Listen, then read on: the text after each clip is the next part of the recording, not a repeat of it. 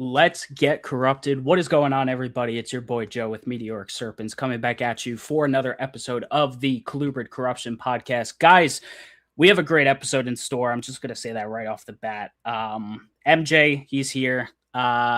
Big inspiration for me in doing this podcast. We're going to be talking a lot about podcasting and what MJ's been working with and just how he's evolved in his collection and everything. So yeah, I'm not going to waste a lot of time tonight because I want to jump into that. But guys, if it's your first time listening to Colubrid Corruption, make sure you hit a like on today's episode. Make sure you hit that subscribe button here on the channel. We're right under 1,200 subscribers, so help get us there tonight if it's your first time listening.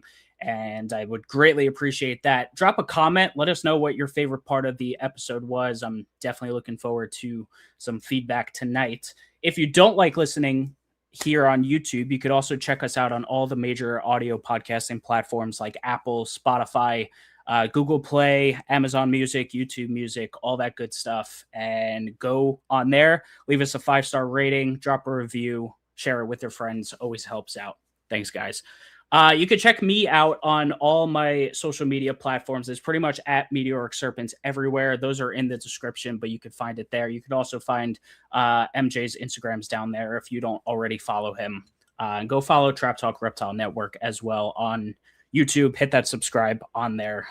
They drop content every single day of the week. So definitely go ahead and do that. Let's see.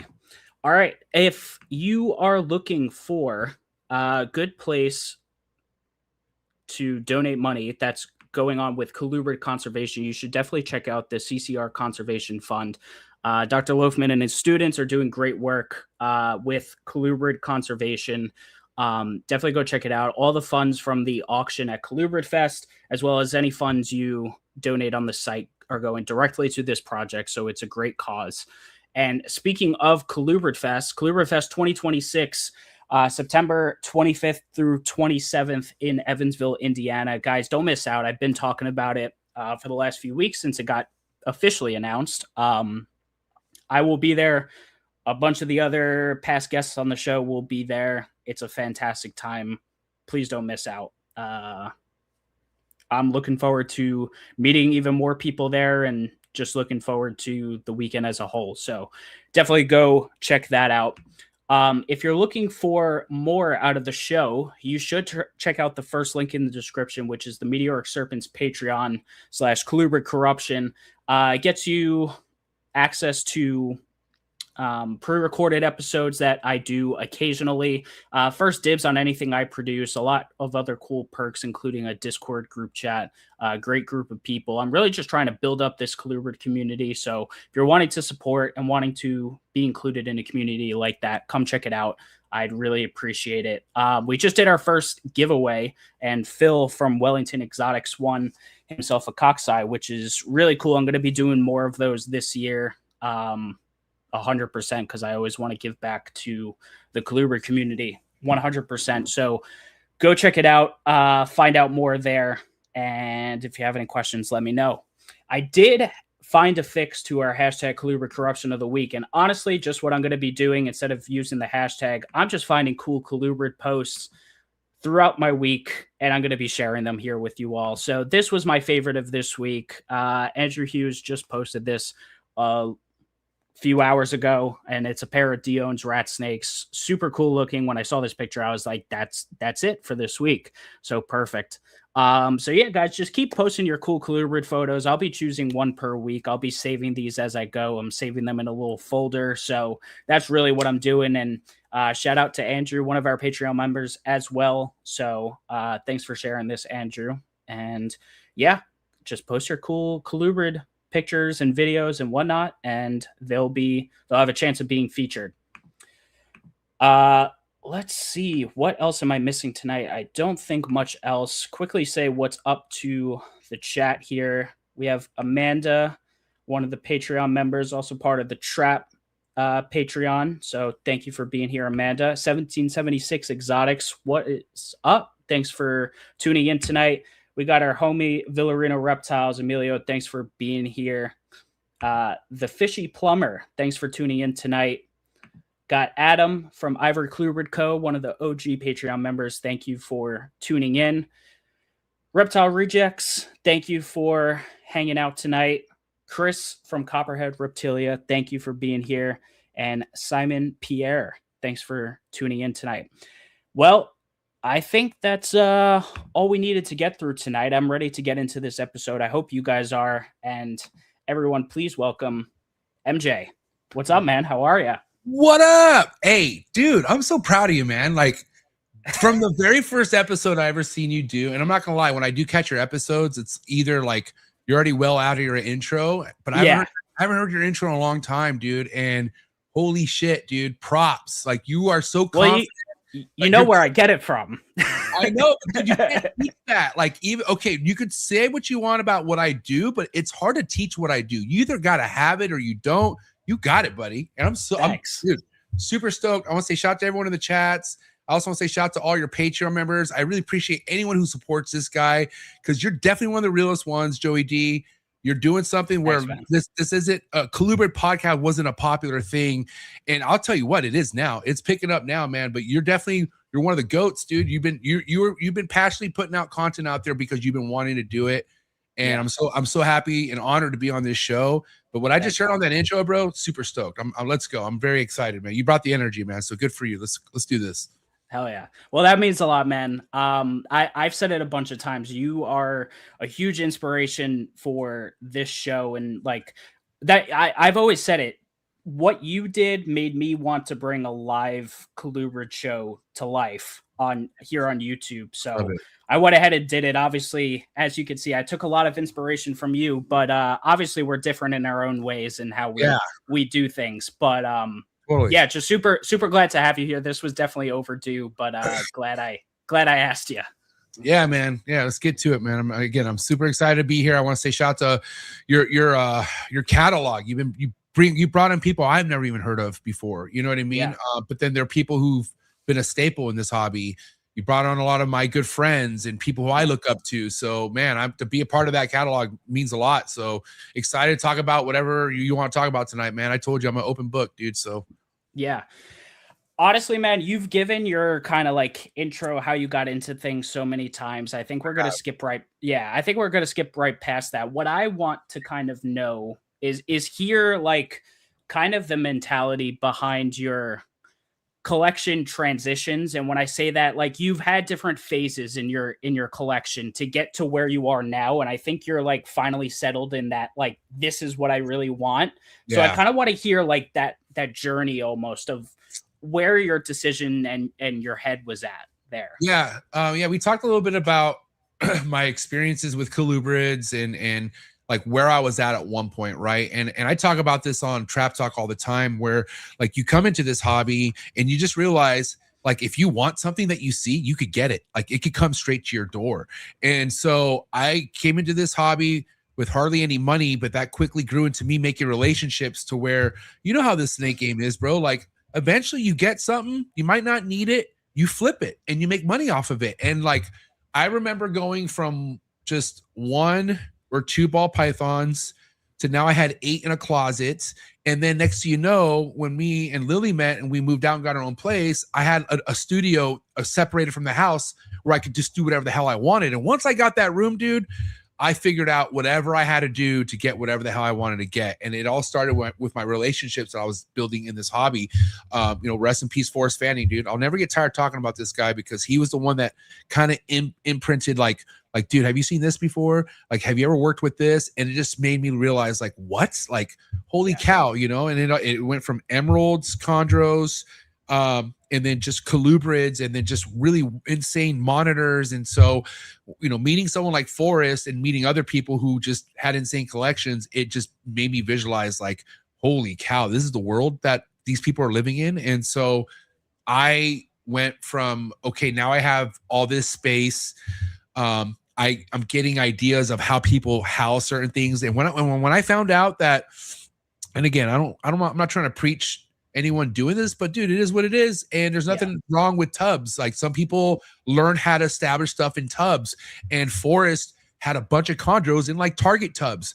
And I was like, I know where to get those. Like once I saw what he was doing, I'm like, I could do that. So I had, for the first 3 years, I had Home Depot ball python racks that I built. So me and my dad built these ball python racks that were all from Home Depot, right? Yeah. And then I learned where to get the heat tape and all that. Then that turned into me getting colubrids, like chondros, and putting them in target tubs. And I would just make my own purchase. Well, you know, back at that original trap, I would just go get I would get branches. I had branches everywhere. So, and I always thought the realistic branches was the best option. So I would use those. I saw a very cheap way to house all these chondros that I was collecting, in a sense. And again, I didn't have money, dude, so I did what I could do. And I know I mean, you've been following me for how many years now, JD? It's been just over 3. I started like late 2022, I think.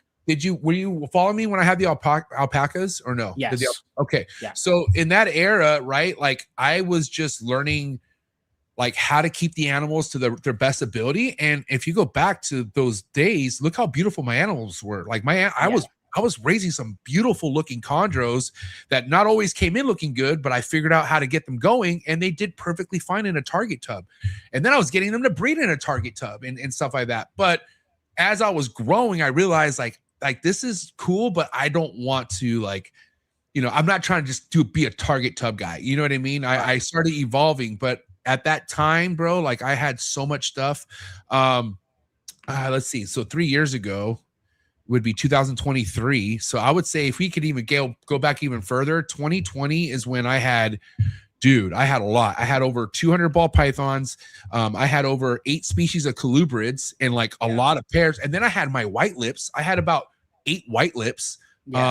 And then I had the false water cobra. Man, I had so much stuff, and it was all stuff I just was obsessed for. And not to mention the Timor pythons. I had a group of 13 Timor pythons. Okay. Wow. Like I didn't realize it was that many. No, 13, dude. And I'll tell you, and I know that number because I sold that group to a friend of mine at the time, bought all the Timors for a trade. But anyways, I had so much, man. Like I had so much stuff that people that I looked up to were telling me like, yo, you have some insane shit. Like your collection's getting crazy. And I'm like, yeah. And so I loved it. Like, I like that I was not only living an insane dream with these reptiles that I was able to, you know, get my hands on, but like I was inspiring other people that I looked up to. And I'm like, what? And so it was the first time I've ever felt like I wasn't intentionally trying to get people inspired, but just by me posting and showing stuff. And then when I started doing the podcast, everything I was doing was inspiring people. Yeah. And that's when I realized like, oh, what a beautiful world. But then again, reality sunk in. And that was mainly before. Okay. So we bought this house in 2022. Was it 2022? No, my bad. I take that back. I think 23. Yeah, probably. 23. Yeah, so we bought this house in 2023. And even before buying this house, I was already starting to shave down my collection a bit because I knew it was a lot. Like what happened was I started off with a lot of to I raised it. Like I was very adamant about babies. Like I didn't like getting adults. The only things I got that were adults were mangrove cat snakes because Dan would get them in and they're so beautiful. And so I would get those as adults, but everything else I raised as babies. But then once all the babies became adults and it was time to breed, I was so overwhelmed. And that's when I was doing enough podcasts to realize like, okay, colubrids cannot be in the same room as your ball pythons. Like then they can't be next to lace monitors. Like they can't have all this heat if you're trying to get them to breed. Like you have to have some sort of a cycling. And that's when I did my best to, you know, I convinced my wife to let me have another room. So not only did I have that studio in the old house, she gave me another room inside the house. That was my podcast room, but that's when I brought all the chondros. That's when I separated everything from the ball pythons, right? And then all the colubrids couldn't fit in that new room. And that's when I was like, dude, like I knew I was just way too in deep with trying to get all these colubrids to breed. I had a lot of escapes, bro, because I was making these damn homemade fucking Home Depot racks and then also the target tubs. Like these snakes, if they want to get out, dude, and they're not properly, they'll get out. And so I was getting mangrove cat snakes to get out, bro. Let me tell one story, okay?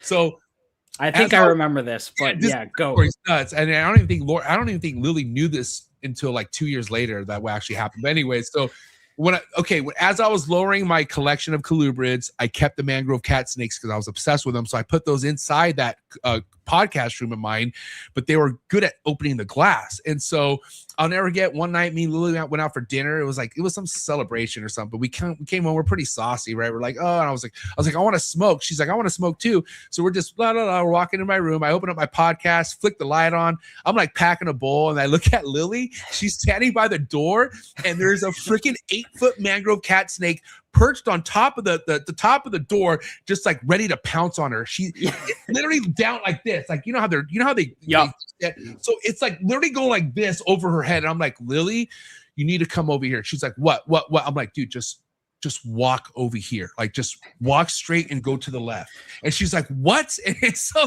she went to the left, and I just kind of like slowly I pushed the door open that way, and I just kind of shoved her out of the room. I'm like, I think I have a snake loose. And I knew I had a snake loose. It was right above her head. I was like, let me just make sure I find it. She's like, okay. She's like, okay, hurry up and find it. And I was like, oh my God. And so that happened. And then also, so I would go to this hydroponic store to get hides, just, because you get plastic cool, like pot holders, right? Like I just found them good to make out of hides. And so one time I got this one pot / hide thing that had like a tiny hole at the very top. And somehow this snake got its head in through it. And so like I saw that it was stuck in this hide with its head sticking out. And I was like, dude, you can't get out. The only way you're going to get out is if I cut around that hide so it get you loose. And as I was trying to do that, it latched onto my thumb. And then it started, and then I was like, I almost got it loose where I just kept cutting, but as I was cutting, it was chewing on my thumb. And I was like, I cannot believe this is happening. And after that was my final, like, I'm not working with these, dude. I was like, I'm done. Like, I'm obviously don't have my shit together for these. And I probably didn't. I was way in over my head. I had way too much stuff going on. There's like certain species you just can't make mistakes with. And I kept making mistakes with these damn fucking things. And so, and again, having them escape was making me upset, and I didn't want to go through that.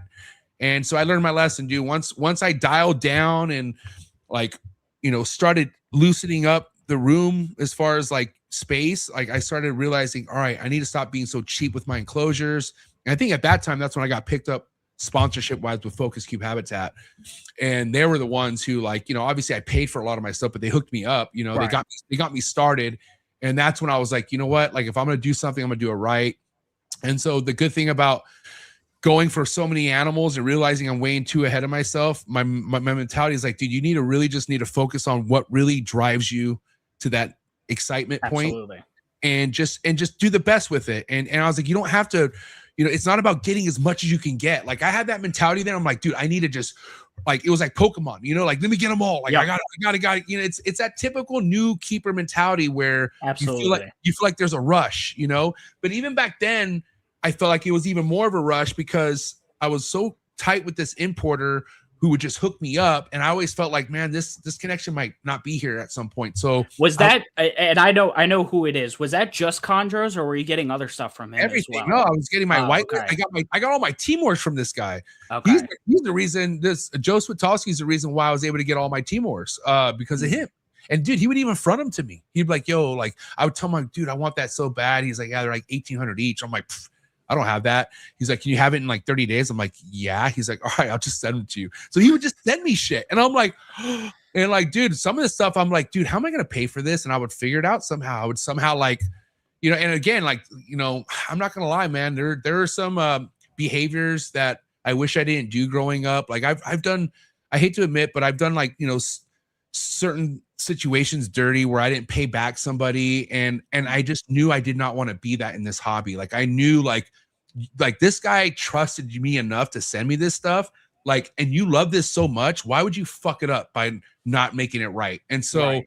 And that was, finally in my 30s, I'm realizing, like, dude, don't fuck up relationships no more. And I did that a lot in my 20s. I'm not proud of it. It's just maybe just not.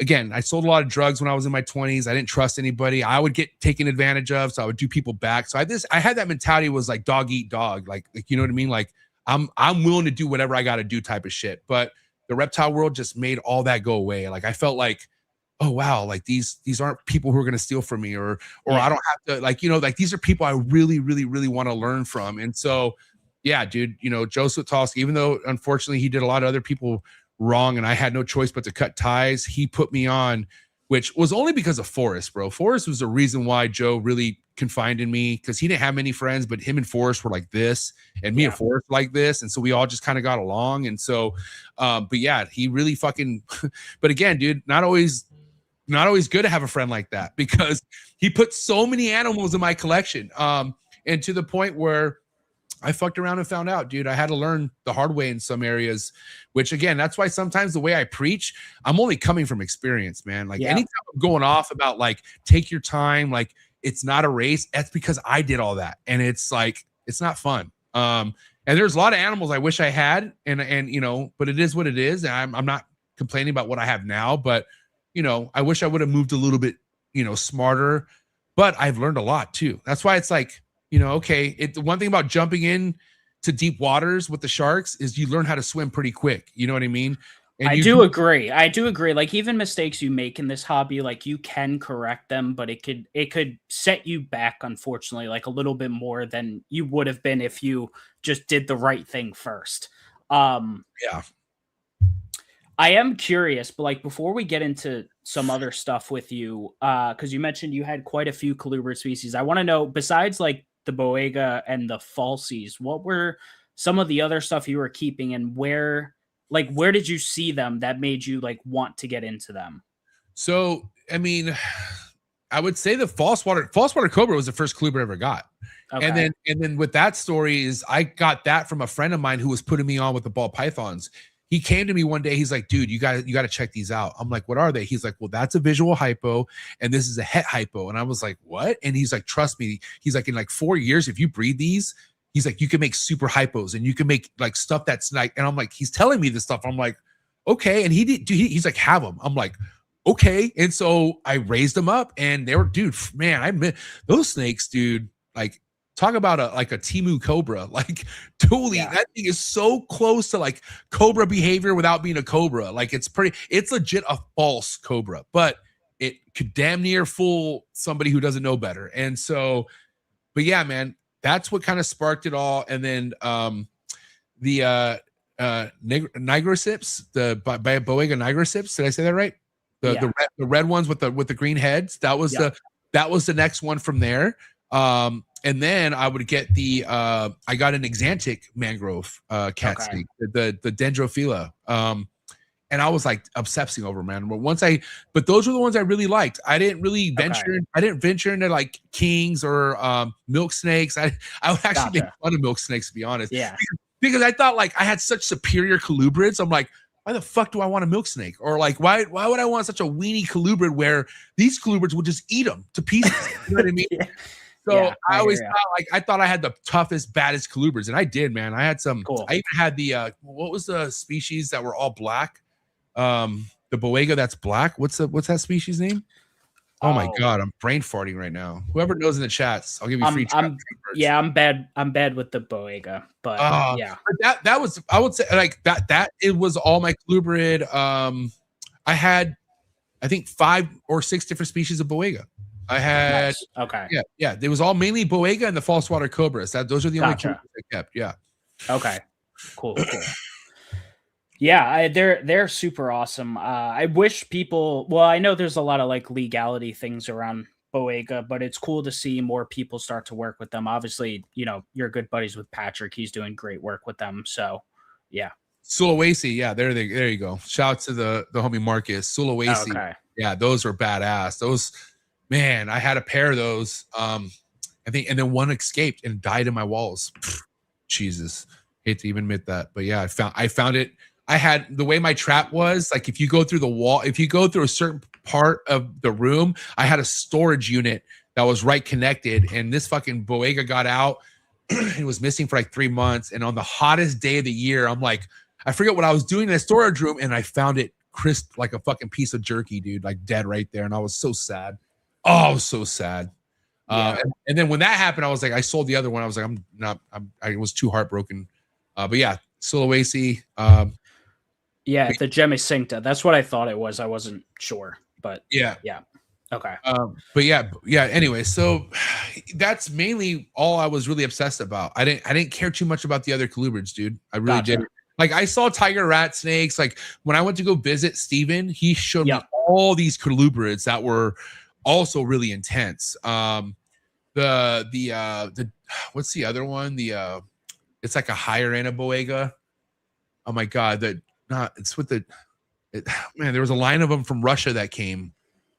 Not Jemacinta. It's the other one. Oh my god, I don't know why I'm brain Stephen right has or had. Yeah. now. No, he did have these. I just can't. They're like the most baller boega you could get. I forget the the name. Melanota. No. The other one. Oh my gosh, there's an Exantic version of them too. I don't know why I'm brain farting right now. I should have done my research. I should have spiffed up my colubrid info before I got on. But, hey, but to be fair, tonight is chondro corruption. So correct, it is right. chondro corruption. So excuse me, yeah, but I'm sorry, guys. I'm brain farting. I'm Sock had this species. Patrick Holmes has this species of boega. Yeah, they don't get that big. But anyways, I don't want to keep going, but they're really nice. Right.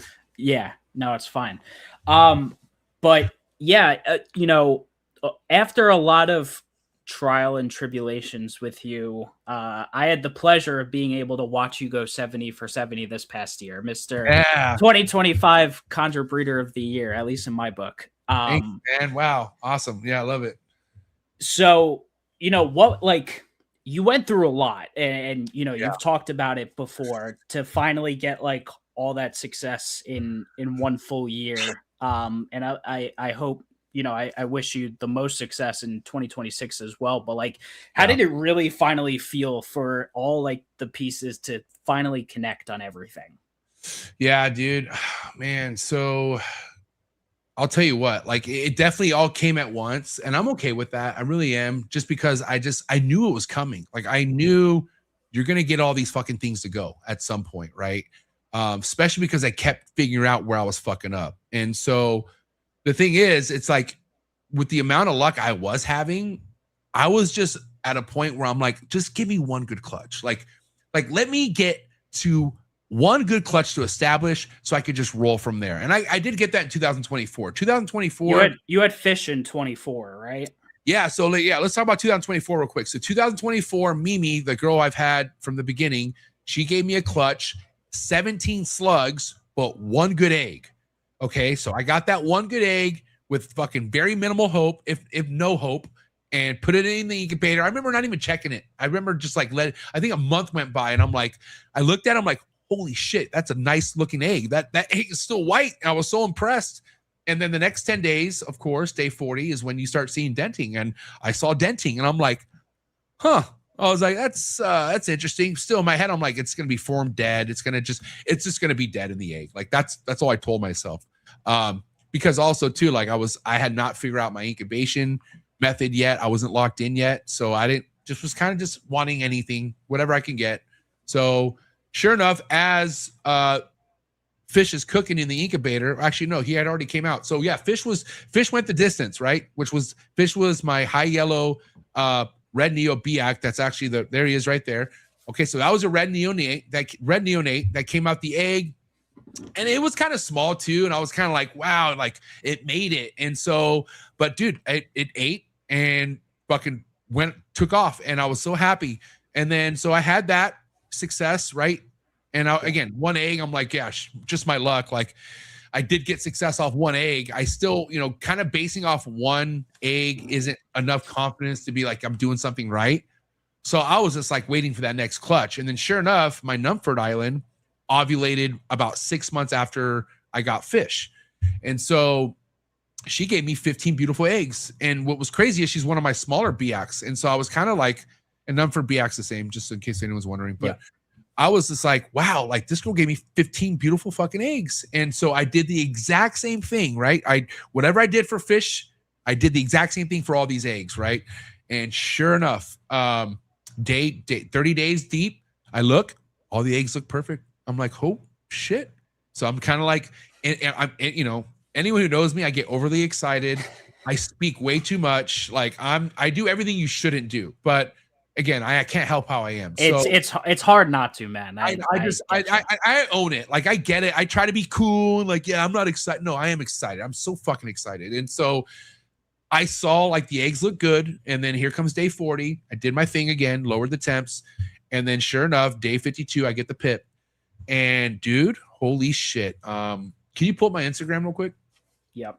I'm gonna show you these babies because this was a Numford to Suge Knight. Okay, Suge Knight's my red dominant Biak. Two beautiful looking snakes, right? I've raised a lot of Biaks. Tell me where to go. Go all the way to the top. Oh, I've raised a lot of Biaks. Actually, you know what? No, my bad. My bad. No. Go down. My fault. I've raised a lot of Biaks, guys, and I was not expecting these fucking. You're gonna go down more. Don't mind my dad. You're gonna just keep cruising. I thought I pinned it, man. I guess I must have taken it down. Keep cruising. So we're going to go to 2024. Almost there. Okay, we're almost there. Keep cruising. All right, right there. Stop. Right there. Yes. Okay. So holy shit, man. Like, I was so blown away with the results that you guys are looking at right here. I just was not expecting bold, super highlighter yellow diamonds on the Neos. And so this clutch was 24. I'm so lost on time. Okay. Yeah, this is the year of fish too. So this year fish was born 6 months before this. Got it. Yeah. So, and then this was the one I got. So when I got this right here, when I finally got to see this is the first time I've ever seen 15 fucking go the distance. This was 100% hatch rate. So I've never had this happen before. So what happens when something goes right? You don't fucking do anything different. You just stick with it. So once divergence. Yeah, I'm sorry. I got distracted. Diversion, Boega diversion. Okay. So anyways, but once I saw that, Joey D, I was like, this is it. I was like, again, could be a fluke, but holy shit, that one egg went the distance, 15 for 15. I'm not going to change a fucking thing. So that energy went right into 2025. Well, hold on. Let's be real. So 2025 came, right? January, I had already had a snake that was ovulating and she was due in January. She fucking retained all 16 eggs. I had to help push her out and she died in my hands. So that I remember that. Yes. Even though 2025 was my biggest year, it did not start off like good. It was pretty fucking heartbreaking. It kind of shattered my hopes because, again, I'm coming off that high from that first clutch of 100% hatch rate, and I'm like through the roof. And then I'm thinking, all right, this girl looks great. She had a nice ovulation, never had a prelay shed. Okay. And then I wasn't paying attention to her drinking. I wasn't on top of her hydration, which I learned from this shit. But anyways, unfortunate events when she was ready to drop the eggs, she couldn't get them out. So I had to help her get them out. And then literally as I got the last one out, she took her last breath and she passed away. And all the eggs, they all went to shit within a week. They all just started crashing. So that sucked, dude. But then again, I was like, whatever. Like I'm so numb at that point. I'm just like, fuck it. Let me add another snake adding to the freezer. You know what I mean? So, and again, all because I'm trying to breed her. And then I blame myself. Like I felt like if I was on top of that snake's hydration, if I was making sure she was shitting, and which I learned after that. Now, when it comes to my females laying, they get 2 soaks before they drop eggs. They get a soak after. Like the whole soaking thing is important to me now. And ever since doing that, I haven't had any issues. So once I knew I fucked up on this snake's hydration, I knew what to do moving forward. And again, I was getting ovulations after ovulations, and I was just making sure, soaking them, making sure they're drinking, making sure they were clear. Like I purposely made sure they were emptied. And sure enough, after every soak, when I would put them back in the cage, they would shit every time. And so that made me happy. Like, okay, I'm seeing bowel movements. I'm confident now. And that confidence led to these snakes all giving me perfect clutches. So great. Yeah, they all, I maybe one gave me a snake, maybe one, I think it was one snake gave me a slug or two. That was it. All these other snakes just gave me white, pearly looking fucking eggs. And so again, same energy, incubation wise, I didn't change a fucking thing. It got a little tricky, dude, because now I was cooking 5 clutches at once. Yeah. You know what I mean? And so I have this incubator that's 6 feet tall, and you have to be mindful of the difference in temps from top to bottom, right? So the ones at the very bottom were being cooked slightly cooler than the ones at the very top. But I'm talking like maybe by 0.4, 0.3, which it sounds like a lot, but it really wasn't that much. I wouldn't consider that a lot. Yeah, maybe for chondros, I don't know. Yeah, well, it just whoever, like someone without the experience would think, oh my God, why is the, but I don't give a fuck about the fluctuation. Yeah. Now, mind you, there is levels to it. You don't want degrees dropping, but if it's going by points, who gives a shit? Like, as long as it gets to your liking range, you'll be good. So I kind of like stopped stressing about having perfect temps in the incubator. I had a range from the whole top shelf to the bottom that I wanted to stick to, but what I had to do was get a cool down incubator. So I had to get a Sea Serpent's 4-footer to set to 85. So I went from, because I couldn't drop all the temps. Yeah, you drop them at day 30-ish? Day 40. Day 40. Okay. Yeah, so once day 40 came, I would take whatever egg box that was on day 40, went inside the cool down at 85.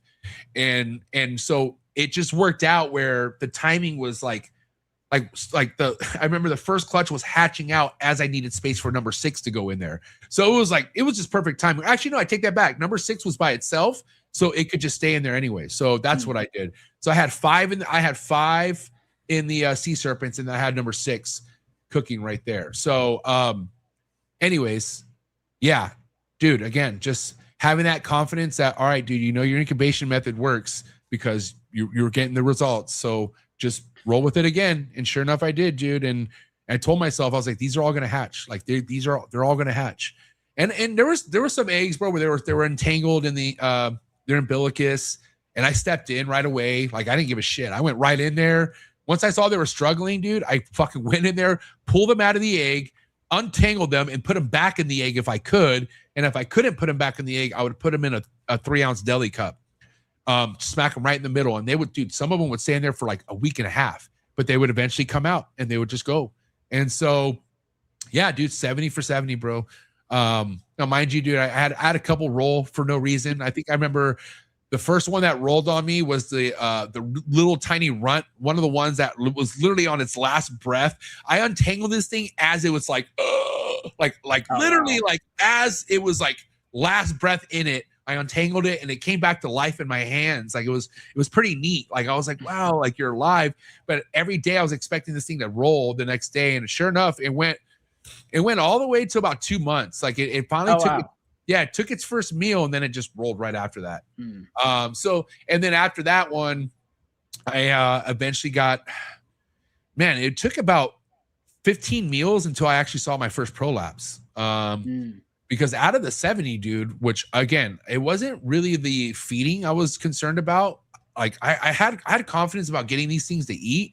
I was scared of the prolapses. Oh, that's what was really haunting my mind. Is like, dude, these things are gonna fucking all prolapse on you, because I've had that happen. But again, I did things differently, where I felt like if you do this, maybe you won't have so many prolapses. And I felt like the filtered water helped me a lot. Brandon Wheeler, I see he's in the chats. Brandon's always been a good help. He's been a big help. But Brandon, I was telling Brandon, I was like, dude, I want filtered water. And he's like, dude, just connect a filtration thing to your hose. Like they have like these these huge RV filter things where you screw it on and it gives you good drinking water. And I was like, sure. And so I did that. And I remember drinking it. I'm like, dude, this water is amazing. And so I remember putting that water in, because I mean, you drink hose water, you know what hose water tastes like. Yeah. You put this filter on, it literally tastes like water out of your kitchen, like out of your fridge. And so I put that in another Brita holder filtration thing. Yeah. It was like double filtration. And I even put the filtered water into the sprayer. And dude, I only had 3 prolapses, which I feel like 2 out of the 3 was caused because of me. My humidity when I was at the World Series Dodger game, it was like in the 20s, and they're all having to take a fat shit, and 2 snakes prolapsed while they were trying to take a huge shit in really, really dry conditions. And it's just like, dude, just like that one day of really poor humidity at the wrong time could fucking change everything. And so I didn't take humidity as serious as I did before. Now it's everything, dude. Humidity is like, yeah, it sucks being in this room sometimes, but they love it. And so I could care less how I feel. If these things are doing great, I'm all right with it, you know? So, but yeah, dude, it was a trip. it was a good feeling, I gotta say, because when you take losses, I'm a prideful guy. I'm very competitive, and I was really beating myself up. Like, Yeah. not having success for so long and running a podcast, it kind of gets to you because I didn't want to be this fucking guy who just likes to talk and my numbers are shit. I did good ball pythons, right? And I felt like that's kind of where I was like, hey man, I'm making money on ball pythons, and not everyone could do that, but that's not what I want to be known for. We all know that.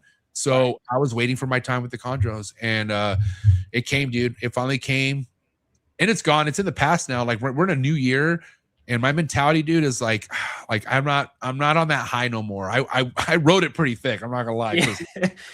I was happy to shove that shit in some people's faces because I me too. I got a lot of haters, dude. It is what it is. And I've seen firsthand people wishing for my downfall. And I've seen firsthand people making fun of me as a chondro breeder, saying like so much shit about me. You know what I mean? So yeah, it was for me first and foremost, but after I was happy. Oh my God, I put my fucking foot on these guys' necks and I liked it, but it's over. It's in the past. I'm so happy I got that experience. But dude, it's what am I about this year? But I'm sure you've taken everything you learned and putting that into this year. 100%. Yeah. And I'm going to, bro. That's what I'm saying. Until there's something where I need to sit back and ask myself, what did I do wrong? I'm not changing a fucking thing. There's nothing for me to change. And I think with time, if you got healthy animals, you're going to get them to breed. You'll get eggs. Like you'll get the eggs. It's about getting them to hatch. You know what I'm saying? And chondro just has, it's changing now. People like myself, Alex Warren, people with really good ratios right now, they're starting to show you like you don't have to be happy with 50% hatch rates. Like, that's normally like the stigma in the chondro game. Oh, you got 5 out of the 15 to hatch. That's good. You should be happy. No, dude, you could get 15 for 15. Like it's possible. What do you think's behind that? Do you think it's just like bad development of eggs, like bad sperm, like and stuff's going on outside of like just actually incubating the eggs, or what do you think it is?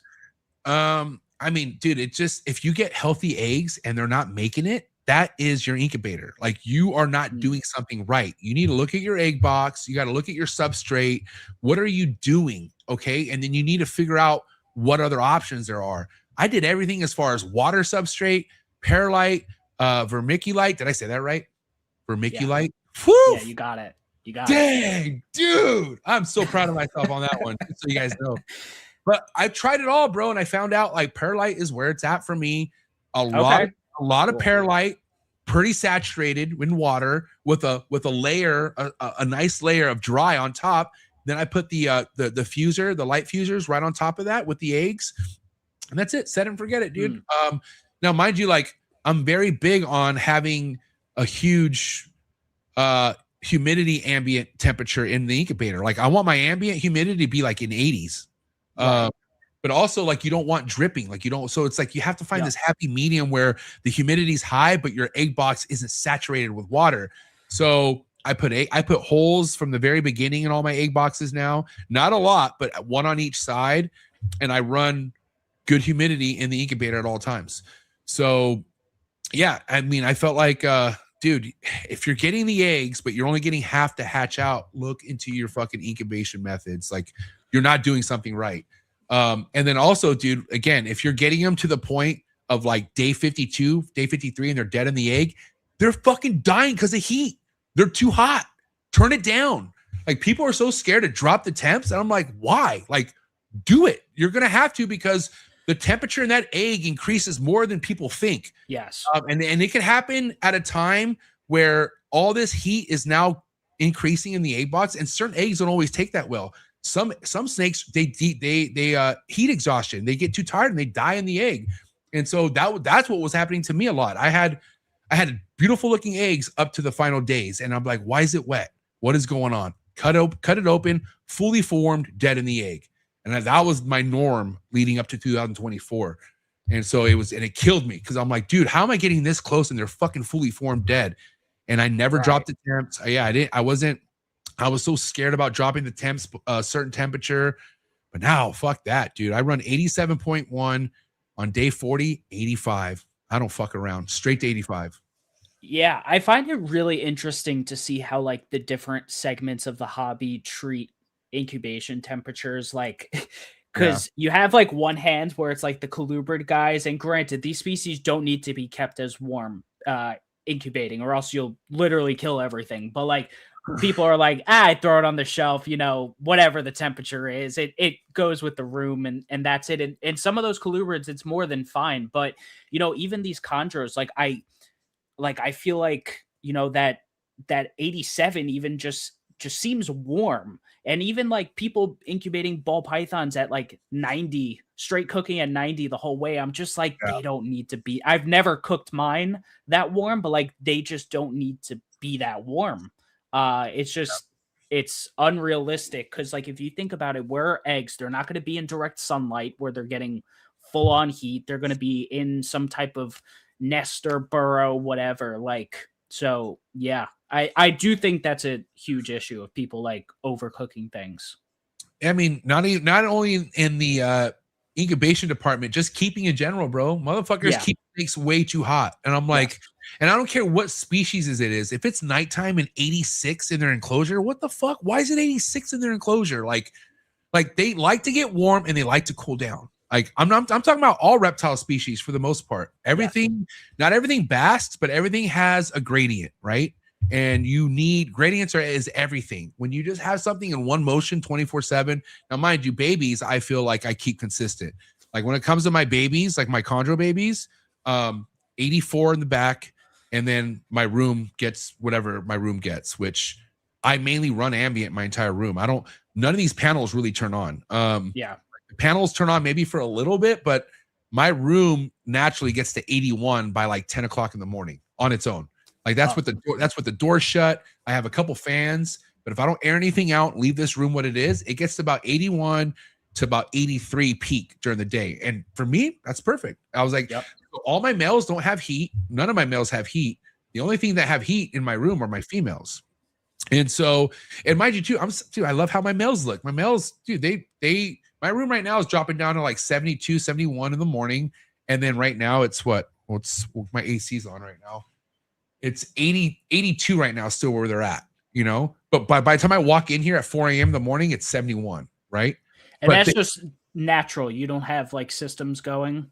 No, the only reason I have the AC on right now is because I'm hot as shit in here. And so I don't want to sweat on my show. And so, but mind you too, I don't mind keeping it cooler right now because of the time of year. Yeah. It's hot in San Diego right now. It was 85 today. Okay. Which is nuts. So right now feels like summer. So I have to come through and like put the AC on because I'm like, all right, I don't want them to think it's summertime right now. I want them to think so I have to kind of manipulate things sometimes. Not all the time. Normally, when it's not a weird, funky fucking San Diego winter, it's cold and I don't have to worry about shit.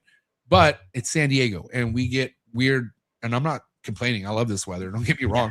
But I have to be like, step in and be like, God damn it. Like I can't let them think it's too hot for too long because I feel like that will affect the breeding big time. So, and I think it kind of already has with my emeralds, but that's a different story. But I'm just, I try to manipulate anytime I need to. Like I don't let this room get over 83 ever. And I make sure the room is cooled down to a certain temperature by like nighttime. So if I'm like right now, if this room is at 82 or 80, I'm going to put the AC on and get it down to like 77 and then turn it off. And then I'll let it just get cold. And I only do that during hot days in the winter because I'm trying to just let them know it's cold outside. Yeah. But that's it. Other than that, I really don't do much. And that's really coming from a place of like, dude, I am so scared of having a fire.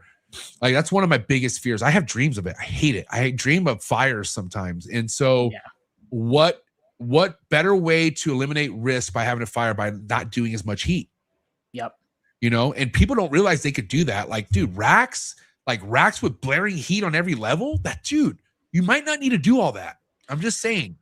Yeah, and as I'm transitioning my collection and I'm starting to move out of the ball pythons, like I'm looking forward to not needing to have rack heat on and getting to keep literally everything ambient and just, kind of chill like that and not be a worry in my head. Because ever since, recent events, I'm just like, shit, it could happen to me. It happened to Vin Russo, dude, the GOAT. Yeah. Okay. Like a pillar in this hobby, somebody you would never think it would happen to, it happened to. And to hear the pain that guy went through, like, I'm shout out to all the support Vin has now. I do highly recommend, if you want to support Vin Russo, join his Patreon. I'm a part of it. But yeah, dude, it can happen to anybody. Like, you just never know. But also that's why knock on wood, but I'll always have my reptiles like within walking distance of my house. Like I wake up out of my sleep just to come to the room because I feel like I need to be in my room, and I'll walk around, I'll feel better, and I go to sleep. So if I had to drive 30 minutes or some shit, I would go insane. There's no way. Yeah, I'm kind of with you there. It's wild. Yeah. Yeah, no heat, man. I mean, you need heat, don't get me wrong, but try to look into using less heat if you don't need it, guys. I mean, and I get it. Some of you don't live in Southern California. Some of you don't live in Florida. So I get it. Like, it's difficult, but it might be easier to focus on heating up the whole room versus all these individual racks. I don't know. Just look into it. Don't explore the options. Don't always just do the standard that everybody does, because your standard might be different, right? Because people come in here like, what do I have to do? And this guy's in Delaware listening to me in San Diego. Like, why would you do what I do when you live in Delaware? Like, it's different. You know what I mean? Shout out to Delaware. I'm just saying. Like, no, I mean, I have a totally different need than you for keeping my room the way it is. So yeah, totally, dude. Hey, shout out to anyone out there in the cold. Woof. God bless you guys. I know Amanda's going through it right now, and I know there's a couple. Hey, dude, yeah, the Texas is cold right 16. Now. It's 16 degrees here. Feels like 6. So it's been cold. It's been this cold. Is the third shirt I had to put on because how sweaty I've been all day. Yeah, it's rough out here, but it is Idaho. Shout out to Idaho. All right, there we go.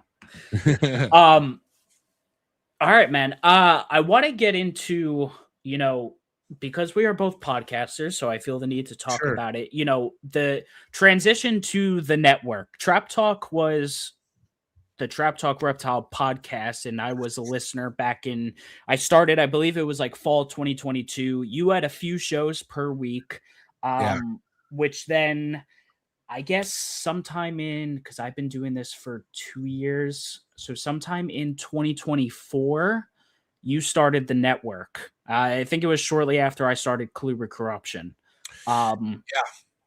Yeah. I want to hear what your end goal with that was, besides just bringing extra reptile content. So the few questions I have is why, how did you choose hosts, and really what was the end goal? Yeah. Well, as you said, I was running 4 shows a week. So Monday, New Breed on the Block. Tuesday was Fat Snake Tuesdays, which was mainly to Reticks, right? And then Thursdays was Trap Talk with MJ, which everything started on Thursday. It was all about Thursdays for me. It went from Thursdays, Mondays to Saturdays, which was dabs and coffee sessions, international dabs and coffee sessions, where I would bring someone on from the UK or Canada. I did a lot of international episodes on Saturday. So that was my thing for a good 2 years. And then I dropped the Saturday thing because I just couldn't keep up. Right. I just felt like I was trying too hard to find UK breeders. I ran out pretty quickly with the international shit. Yeah. And so, and then also the time difference was tough. So I just focused on the 3 Monday, Tuesdays, and Thursdays. But dude, again, coming from a place where I worked with so much different stuff, I had a lot of friends, and I wanted to bring on so many of these people. And I felt like, dude, this is why one of the things that make me laugh, I forgot who it was, but this was 2021. They're like, do you ever feel like you're going to run out of people to talk to? I'm like, no. I was like, are you kidding me? I was like, I can't keep up. My list is a lot shorter now because I have so much help, but dude, I had notes of people I wanted to bring on. And and looking at that list got me so excited because I'm like, oh my God, I haven't brought that person on yet. I haven't brought that person on yet. And I just kept stacking that list. And so once I realized how much Tuesday nights were helping people, Mondays, which was New Breed on the Block, that was that's what really got people in, because it was all new keepers. And I was looking for the freshest of the freshest. And I remember I was like, you don't even need to have a clutch. I'll bring you on. And so I was bringing on people that were about to get their first clutch. You didn't get your clutch, but I love talking to people like you. I was so excited. It was cool because it made me feel new. And so I like to feel brand new, and because it keeps me, excited. So once I saw the impact the different days of the week, I was like, I need to do more. But I'm like, I don't want to do them. Like thing is, I'm like, there needs to be more content. And I knew like people like Dave Levison. I just knew there were people out there like Stephen Cush, first and foremost. Yeah. Even before David Levison, Stephen Cush was the first person, and mind you, like him and I, because who he was working with at the time, and I had a falling out with them. Me and Stephen kind of parted way. We were still friends, but like he didn't really do much on the trap, and I didn't really do much with him. But in my head, like I started this with Stephen. It was me, Stephen, and Forrest on Unfiltered Reptiles podcast. And Steven has like, I've always looked at Steven like, holy shit, man, you're sharp. And you got a lot of potential. And as the years were going on, Steven was coming out of his shell. Like he was getting more, like starting to speak more and like, hold it down. And so I already knew in my head, I'm like, Steven needs his own show. Like he needs to come on Trap Talk. So, and this was already 2023. I was already thinking of this shit. I'm like, all right, Steven needs to come on. And mind you, I'm like working on a relationship. We're becoming tighter and tighter again. But in my head, I'm like, when it's ready, I'm bringing him on. I'm like, but then I need to bring someone on to talk about. And then even like you brought me on, which like was awesome for while it lasted. And to be completely honest, like it was good that we parted ways on that because it was genuinely just like a conflict of interest with this show. And like in the end, I think things worked out. Of course, no, and like I said, I wanted you. Like the thing is, like I didn't want anything with Trap Talk to have to do with like why you're growing on your show. Like I felt like you needed just to be on your own, like because you had something going. And then also too, like I really wanted to focus on something that was more like not just colubrids. Like I try to do something where it was like half colubrids, half like the other rare species that aren't worked with. And I felt like Junior and Dave Levison were like the perfect combo for that. And so again, but even like before getting to that point where I even asked you to do it, I thought about what I wanted to do with this network for over a year. It wasn't something where I thought about it one day and I was like, okay, I put it out the next week, which a lot of these other people did. And you could tell like a lot of people saw what I did and instantly became a network, but they didn't think it out pretty smartly, obviously. And some of them just blatantly copied me, and that's fine. I feel like that's flattering, to be honest. But at the end of the day, like I knew no one's going to fuck with the people I bring on first and foremost. And they're not going to fuck with the content that's going to be put out there because my goal is to have the best of the best talking about what the fuck they're talking about. And all these people bring in their own admirers, followers, people that like all look up to these people, come and watch them and listen to them. And that is helping them. I just want a reptile podcast to help reptile keepers become better. That's the only reason why Trap Talk is Trap Talk. I'm not here to build a boys and girls club. I'm not here to be like, hey, let's all fucking, and which I want us to be more united. Trust me. Like, but again, if you're not about the reptiles, what are we doing here? That's my mentality. Like if we're not going to be talking about reptiles and you want my attention, I don't know how you're going to get my attention other than reptiles. And so, but that's what drives me, man. Like I'm here for the reptiles. That's what brought me here. And that's what I'm so focused on. And so again, I have people I look up to so much that I feel like are so fucking sharp in this game, dude. And I was like, they need to be on it. And the thing is, like, as you know, running your own podcast is not easy. Learning all this shit, I mean, it's easy now for you, but it's not in the beginning. You go through times where you don't know what the fuck you're doing. You go through times where you completely botched a whole podcast, but you have to learn like, fuck, I'll never do that again. And it's kind of it tests you. And again, another reason why I gave you props is like, bro, I'm sure there was times where you're like, what am I doing? Like, should I even do this? And you fucking and you stuck it out. There was probably times where you didn't want to do it, Joe, and you did it because you felt like you had to. And that's because of the fucking snakes. It's because of you love colubrids. That's it. If you take away colubrids, this show wouldn't be here. Yeah. No, 100%. And like genuinely, just to say that, and I mean, I'll be honest in front of the crowd here. Like there were times where like it was really hard to get guests, and like you see me now pull on some recurring guests, but I think we're able to have like two separate conversations like each time they come on here. But like struggling to get guests, trying to figure out solo episodes, skipping weeks here and there. But like lately, since December, and I guess it's only February now, but like I've been on a freaking roll. So like I'm gonna keep that up. And like, sometimes it gets hard, but I've been putting my head down and getting shit done. And I think it's like it's a lot deeper than for you now. Like you got people out there who rely on this show, dude. Yeah. And that's like, how does that feel? Like you are coming through for people, bro. And there's not enough of this being put out to this level of quality. Like that's what I'm saying. Like you are somebody who's literally in the game speaking about it. And that's what the reptile podcasting space needs. People who are speaking about what they work with, not what they used to work with and they failed miserably, or not, I wish I had this species, but I'm going to talk about it anyways and tell you how you should breed it. No, dude, don't be talking about shit you don't work with. You know what I mean? Yeah. And again, that's the whole, and this is dying down. Like I'll tell you right now, the 100+ reptile podcasts that once existed, probably chopped in half now, if not less, because guess what? They're running out of stuff to talk about. You have one of the quote unquote biggest podcasters saying there's no one else to bring on. Who else is there to talk? Oh, that's because you don't keep reptiles. Maybe have you ever thought of that? You ever think about maybe the reason why I'm running out of guests because I don't know what the fuck to ask anymore. Maybe. Yeah. So again, what the fuck are you doing here for? So I love the fact that dude, there's some podcasts out there like you, Adam, from Experts and the Idiots. Like people are just here to talk about what they work with. They're speaking from their experience that's currently happening now, not in the 90s. You know what I'm saying? Yeah. So, and again, dude,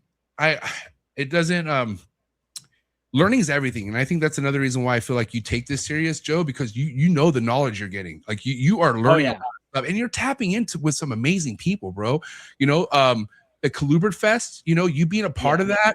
And that I feel like you're going to grow tremendously with that event. And so, and that's helping you mature, man. Like you're in the making of being somebody that, man, you are just going to continue to inspire others, the same way they've helped you. Like you're on your way doing that now. So, yeah. And even like, again, just to be honest, like I still haven't, like the way you kind of said, like how, you struggled with the Chondros and you didn't want to like be that guy talking about them. And then you finally had like your big push. Like I haven't had that big push with my stuff yet, but like it's getting there. And I've been building on this a lot. Like this year should really like kind of change the tide for me. And that's what I've been kind of just waiting for. But there's also a bunch of people who are sitting around and won't do a podcast like this and, like get the right guests to come aboard. Cause at worst, you're getting the information that the guest is telling, regardless of what I say or do. I'm asking the questions and getting info out of people. And also one thing I knew I was doing, because obviously I was, anyone who's been following me, they know how transparent I was about my failures with the Chondros. And I would specifically detail my failures. And you don't think that was helping people? Dude, yeah. All the shit that was happening wrong with me and I was talking about it was putting other people on, not only to what to expect, or maybe they were like, holy shit, like I better change that if I see something wrong or whatever, So as much as it hurts sometimes to be so transparent, I also know it helps people. Just one thing I won't do anymore is cry over a snake. I'll tell you that much. That ship is sailed. I'm so like stone cold at this point. Like dude. At this point, it's love does not live here anymore when it comes of like, I know whatever's here, God bless it. I'm so happy it's here, but tomorrow could be a different day, Yeah. So, and I just try to hold on to everything I have. And as much as it hurts when something goes, all I could do is walk around my room and just be thankful for what I still have, because, I've had somebody tell me this before, all this could be gone, in a heartbeat, it could be anything. You just never know. So you just got to enjoy what you have and be thankful for it. And, yeah, man, it's just, it's what a game, dude. I love it. I really do. But you're going to definitely get a push, Joe. I think it's all like the stars are going to align when they're ready to align. And right now you're adjusting from coming from Florida back to your hometown. And so I guarantee a couple years of you being there and established, you're going to see shit just hit the fan. And you've been raising a lot of stuff too, man. Like, again, you didn't come into buying adults or groups from people. You've been raising all this shit for the last few years now. So it's just a matter of time, buddy. It really is. Absolutely. Yeah. Going on the same vein as the network, me being a fan of you and becoming a friend. I've seen you change a lot over the last few years. And honestly, just growing in maturity a lot. You know, I was kind of there when you had a lot of people like on you and shit, like coming at you. And obviously, like I stuck with you through that because I was like, fuck Thank you that so shit. much, Joe. And Yeah. but honestly, Joe, you're a practical dude, man. Like as much as you supported me, I know there was times where it was tough because of the, you were getting pulled. Like you would see, like I almost had to convince you, like I'm not a piece of shit first and foremost, and also like you followed my work, you saw my work. It'd be one thing if like let's say whatever you were hearing about me and then my work was like shit, like oh my god, look how he keeps his snakes. Okay, well then what am I doing supporting this guy? But you knew what I was here for. Yes. I'm just, again, I've come a long ways, and I know I've purposely outspoken myself to piss people off because it's in my nature. I like getting people worked up, and I'm also very competitive. And if I know I could get inside your head, I'm gonna get inside your head. So I don't recommend it first and foremost. But I've also learned like less is more. Especially because again, like the story of Bob Smith, right? Somebody who the first guy to ever attack my sponsors, to literally try to take me out, and then I realized Bob Smith is more than one person. There's a lot of Bob Smiths out there. So I went with a whole mentality of like making sure these fuckers are not going to take me out. And living like that sucked, bro, because I'm always like looking over my shoulder, not sure who to trust. I mean, that was also during the time where me and Steven weren't as tight. So I'm like, damn, like I would get in my head about me and Steven not being as close as we were. So I felt like a lot of relationships, I didn't know if they were ones I was going to stick with, but a lot of them were. And I do want to say, shout out to one person that got me through all that mess, dude. There was one person who believed in me, other than my wife. Shout out to Lily, but one person that was really there for me, dude, during the most toughest times was Mark Bailey. So Mark Bailey, Reptiles, dude, my brother. Dude, he was able to just get me to like get my mentality to where like get the fuck over it and just be a professional. Because he would tell me like, MJ, you talk about really good shit, but just focus on that. Like focus on the reptiles. Like try to not care about the drama, because I was so good at just going after these people. But I'm like, dude, you talk more about that than the reptiles now. And so once I realized that, I was like, oh my God, I'm way off balance. I need to go back to the reptiles. And I went like a good year of just ignoring the fucking shit. Even though they were attacking me, dude, podcast after how many podcasts were all about me, dude? Holy shit. You know what I mean? I don't want to say any names, but there was literally a guy who would go live at 4 a.m. Pacific Standard Time, and every podcast was about MJ. Dude, he did that for almost 2 years. And so, and like, dude, it was all instructed. Like these were all people purposely trying to get together and do their very best to take me out, man. It was the era of the bottom feeders, dude. Like they were trying so hard, but people like Mark Bailey, Barchek, bro, even Brian Barchek, I'll never forget, because Barchek had that conversation with me too. I don't know how many times people tried attempting to cancel Barchek over all fucking bullshit, but having Barchek support, right? It was people like Barchek, even Justin Gabelka. Okay, like once I knew these people were really riding with me, I was like, the fuck? Who gives a fuck? Who cares? Like, once I knew who was really supporting me, and mind you, it ruffled my sponsors for a bit, but then my sponsors also came back around. We're like, all right, MJ, we know you're MJ, but let's try to keep it down, and we're good with you. And that was it. And I always kept it professional from there. But then also, like, again, I was trying my best to not like always think about like fuck these people, and that was the mentality I'm out of now, like, because I feel like so much I wanted to prove so much of the people wanted me out that I stopped worrying about myself, and that changed, bro. Because again, after time, once I realized, basically when I turned things into a network, that's when I knew, like, dude, it's not about you anymore. Like, you're bringing on a team, and you're not going to embarrass your team. You're not going to fucking waste these guys' time. You're not going to do something stupid. Like, you're going to really fucking treat this like how you want it to be. And that's when my mentality switched over, dude. That's when I'll address what I need to address, and I'll be a professional about it, like to my, what I think is professional. But I try to just move on quickly now and just keep it about the reptiles. And now, again, I have to talk about what I have to talk about on Trap Talk. If shit hits the fan in certain areas, we got to discuss it. But it's mainly reptiles, and I want it reptiles. And so that's what really got me back on track, was just talking about reptiles, because that's why we're here, dude. And again, talking about what I keep, right? Like, Once I let my collection do my talking, bro, it shut all those fuckers up. Because everyone who was trying to come at me, like when Dave Kaufman was coming and doing vlogs, Adam Wickens, Miguel, I'm like, yo, what are you going to say? Say something. What do you have to say about MJ now? You can't say shit because look at my collection, right?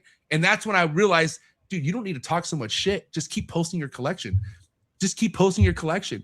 And that's what I do now, man. I literally let all my snakes do the talking for me. 70 for 70. I let it talk for me now, dude. That's it. Yeah. And again, if we're in the reptile space, what bigger flex do you have than your own animals? Yeah, of course. I don't know. That's the way I look at it. So, but yeah, dude. I was gonna say the other thing. I mean, I've noticed is just obviously your growing family. You know, you had just recent Enzo, and of course when Leo came around, I really saw you tone things down a lot. I feel like how much did like being a dad change your kind of outlook on things?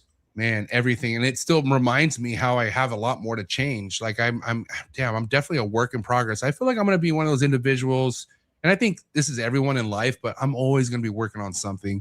And, you know, again, it's mainly because I want to be the best version I could possibly be. Having 2 kids, dude, Leo is like he's like a talk boy. You remember that Home Alone toy where you talk into it and it repeats it? Like he repeats everything. So I have to like just be mindful, dude. Like I just have like my old ways of just lashing out. I can't do that. I can't because he hears it. He hears everything. So I just now it's every day just like, hey, don't say that. Like just, you know, be a better example. And so I'm very blessed for that, man. I think that's my biggest, also another big push why I'm doing my best to just keep things professional because, you know, there are going to be times where like Leo's going to hear this podcast, you know, right. and he can go as deep as he wants. and again, like I'm going to have that conversation like, hey, you know, that episode was not okay. You know, Leo, I don't want you to, but again, dude, like I think being the example is the best thing I could be. And so, yeah, man, it's definitely is the eye opener. It's, and again, shout out to my wife. My wife is like, she'll look at me like, hey, like chill out. And I'm like, all right, you're right. I'll chill. And so just working on it, man. I know it's me. Here's the thing. Like, I think the biggest problem people have is they don't know it's them. They like to blame other shit. They either like to blame their circumstances, their job, the girl they're with, or the guy they're with, or whatever. Like, oh, they're in pain, so they always blame something but themselves. And I know it's me, dude. I know my problem is me. That's it. It's either my attitude, my mentality, or something in me that I just need to fucking flip. And so, and I just look at that all the time now. Like, I don't look for any position to play a victim. Like, if I don't like a certain situation, I need to get myself out of it. Whatever it is, it doesn't matter. Even if it's something online, right? And I do my best to avoid shit online, but man, like having a network, I have to be on social media so much. Right. You know, and then, you know, I do have certain days where not every day is as good as the day before. Like sometimes I'm over shit. Like sometimes I have a fed up attitude, and that's when I need to stay off social media. But if it's on a Thursday, what am I going to do? I got a Thursday night show. I got to promote. I got to talk to people. And also too, man, like I'm constantly conversating with either a potential customer, somebody who wants something that I'm going to be producing. Like I'm all about building a pipeline. Like I have a strong sales background. And one of the things I'm good at is building potential business. Like I know where to find potential business. I know where, holy shit, I could work some out, and I treat that as a baby. And I always keep them in flow. And that's why, bro, I sold fucking 32 chondros in a blink of an eye this year, dude. Like I get it, it's chondros, but that's still a lot of chondros to sell very quickly. Yeah. I had a wait list of 19 people. You know what I'm saying? And that's fucking awesome. All because I built that. Like that did not just come to me. I fucking went out there, built conversations, and established relationships with all these people. Your Patreon, all that stuff. The Patreon, yeah. I love all my Patreon members, and thank you, Joe. You've been a Patreon member of mine from the beginning. So and that's a busy thing to do, bro. Because every day I'm like boom, boom, boom, and then again when I'm in the house and I'm in the thick of a conversation where someone's trying to send me money, like I have to. Like, okay, the kids in front of me, you know, like one of the things I hate to do is like text in front of Leo. But if I'm trying to give the email to my PayPal, like I'm just like, okay, hold on real quick. And then Lily hates that because a lot of times Leo's like, hey, Dad, he'll be asking me something. And I'm like almost done with the .com. Like, I'm just like, hold on one second. And I don't want to do that. But again, it's not easier. It's not easy to just put the phone down. You know what I mean? Because I have that sales background. I'm a shark, dude. Like I'm a very go-getter type of person. And I think that's why I have a lot of the success I have is because my excitement kind of bleeds into people. Like and you know, a lot of people who I have customer base with, they get it. Like we've had hour-long conversations on the phone sometimes. And again, I love what I do, bro. Like this, having such a strong sales background, and now it's reptiles. I get to sell a reptile. What the fuck? What other cooler thing is there to sell out there? So I'm obsessed with it. I really love it. I think people don't realize like I love selling, dude. I love it a lot, and it's changed my life. It really has. Awesome. I kind of want to transition into talking a bit about the hobby in general. Yeah. And this might be a little too broad, but I don't know. You could take this however you want. You know, you obviously have your thumb on the pulse of a lot of things. You know, you talk to so many people, you see so many things, you go to these different expos. What are some of like the current highs and lows of the hobby today? I mean, as much as it's easy to focus on the lows because of, you know, the lows all comes from the comment sections. Like I feel like all the negative stuff is being outspoken on Facebook, comment threads, wherever. But I think that's, you know, a low you don't have to participate in if you don't want to. And what I do is like I kind of focus on what's happening with people who are excited to be a part of this. And there's more people excited than there are negative. The thing is, the excited ones aren't outspoken in comments. They got better stuff to do. All the stuff that you could really physically read and hear come from negative people. And mind you, there are some people who like speak up and like try to correct certain things that are being said, but nobody wants to go in on someone who's just miserable. Like the thing is, miserable people have the time in comment sections.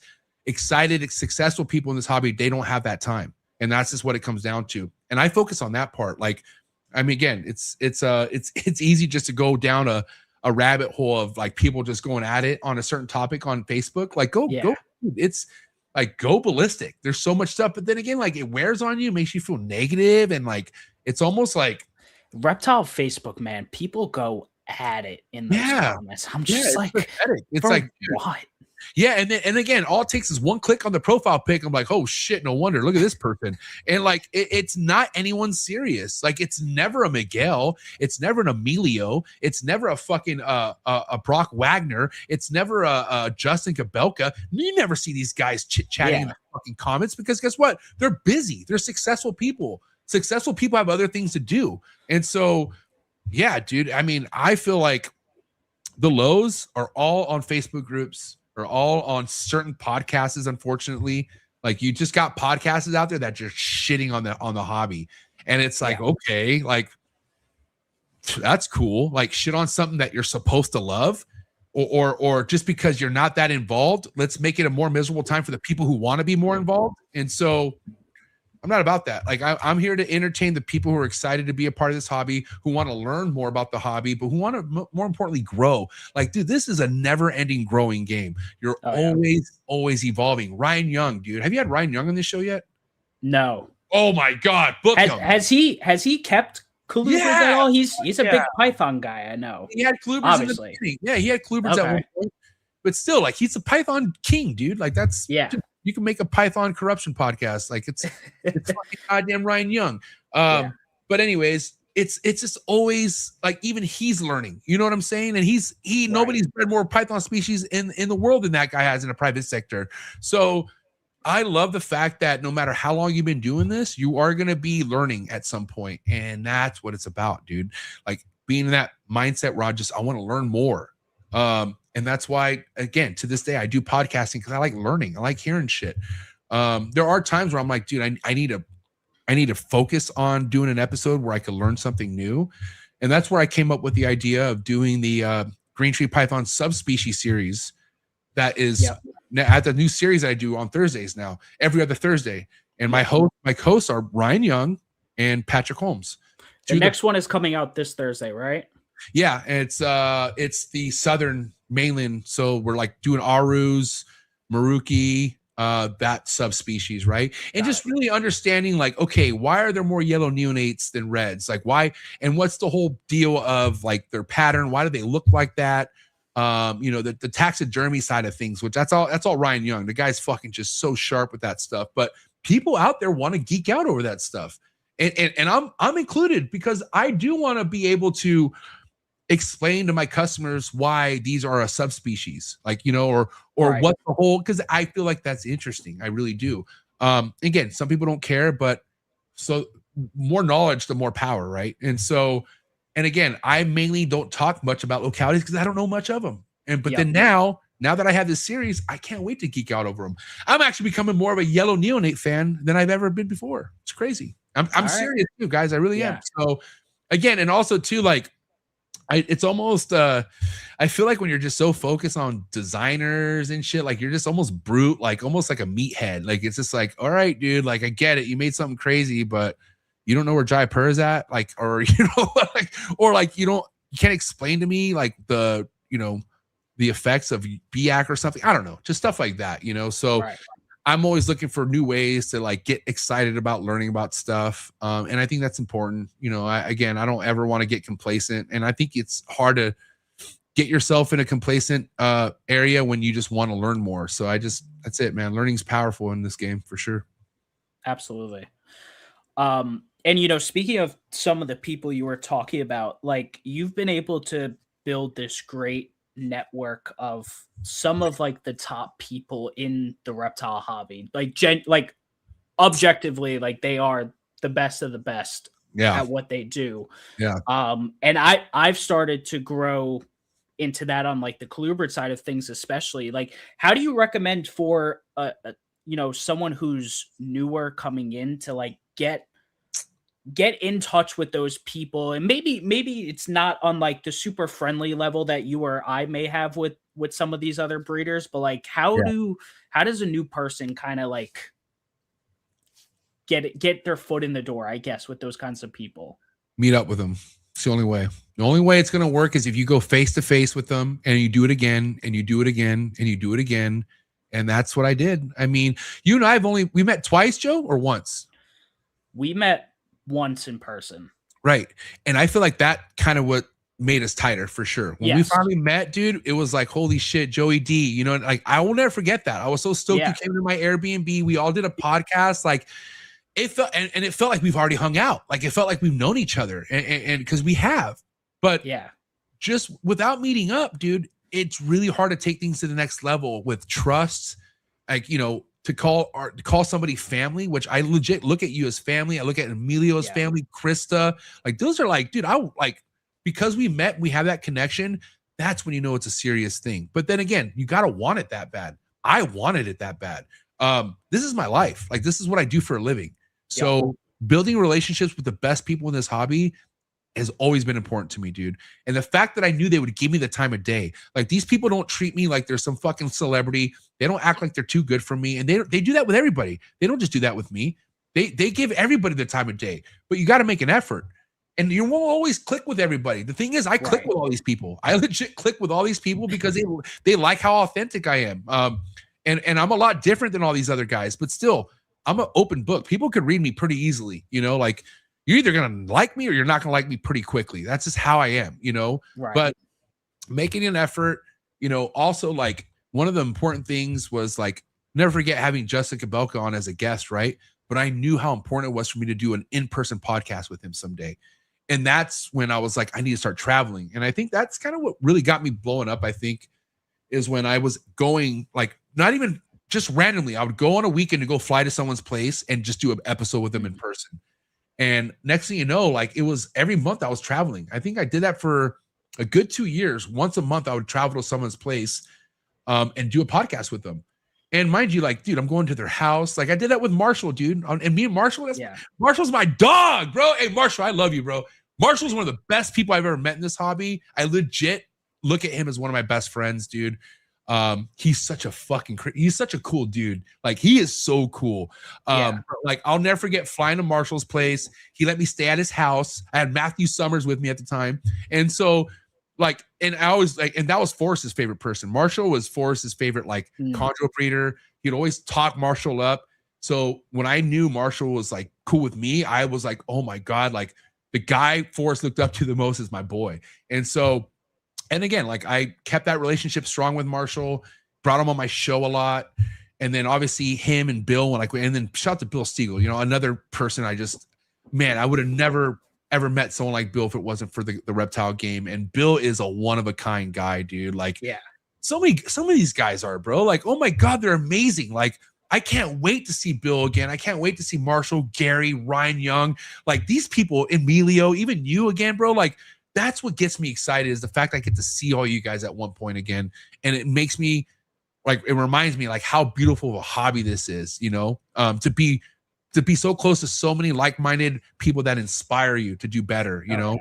And again, all my homies are older, bro. Like, for the most part, like my mentors, they're all older, dude. They're all like well off, and I want to be well off someday. And so I stick close to these guys, man, and I learn from them, and they've seen me grow, and they get a kick out of me, but they also teach me some shit too. And so, yeah, dude, like, you guys got to connect. Like, if you're a year into this, fuck it. If you're in your first month into this and this is something you want to be a part of, then you need to connect with the people. And you cannot connect with a fucking sticker swap. You cannot connect with a reach around. And dude, okay, joining Patreon is great, but don't expect like an instant connection because you join someone's Patreon.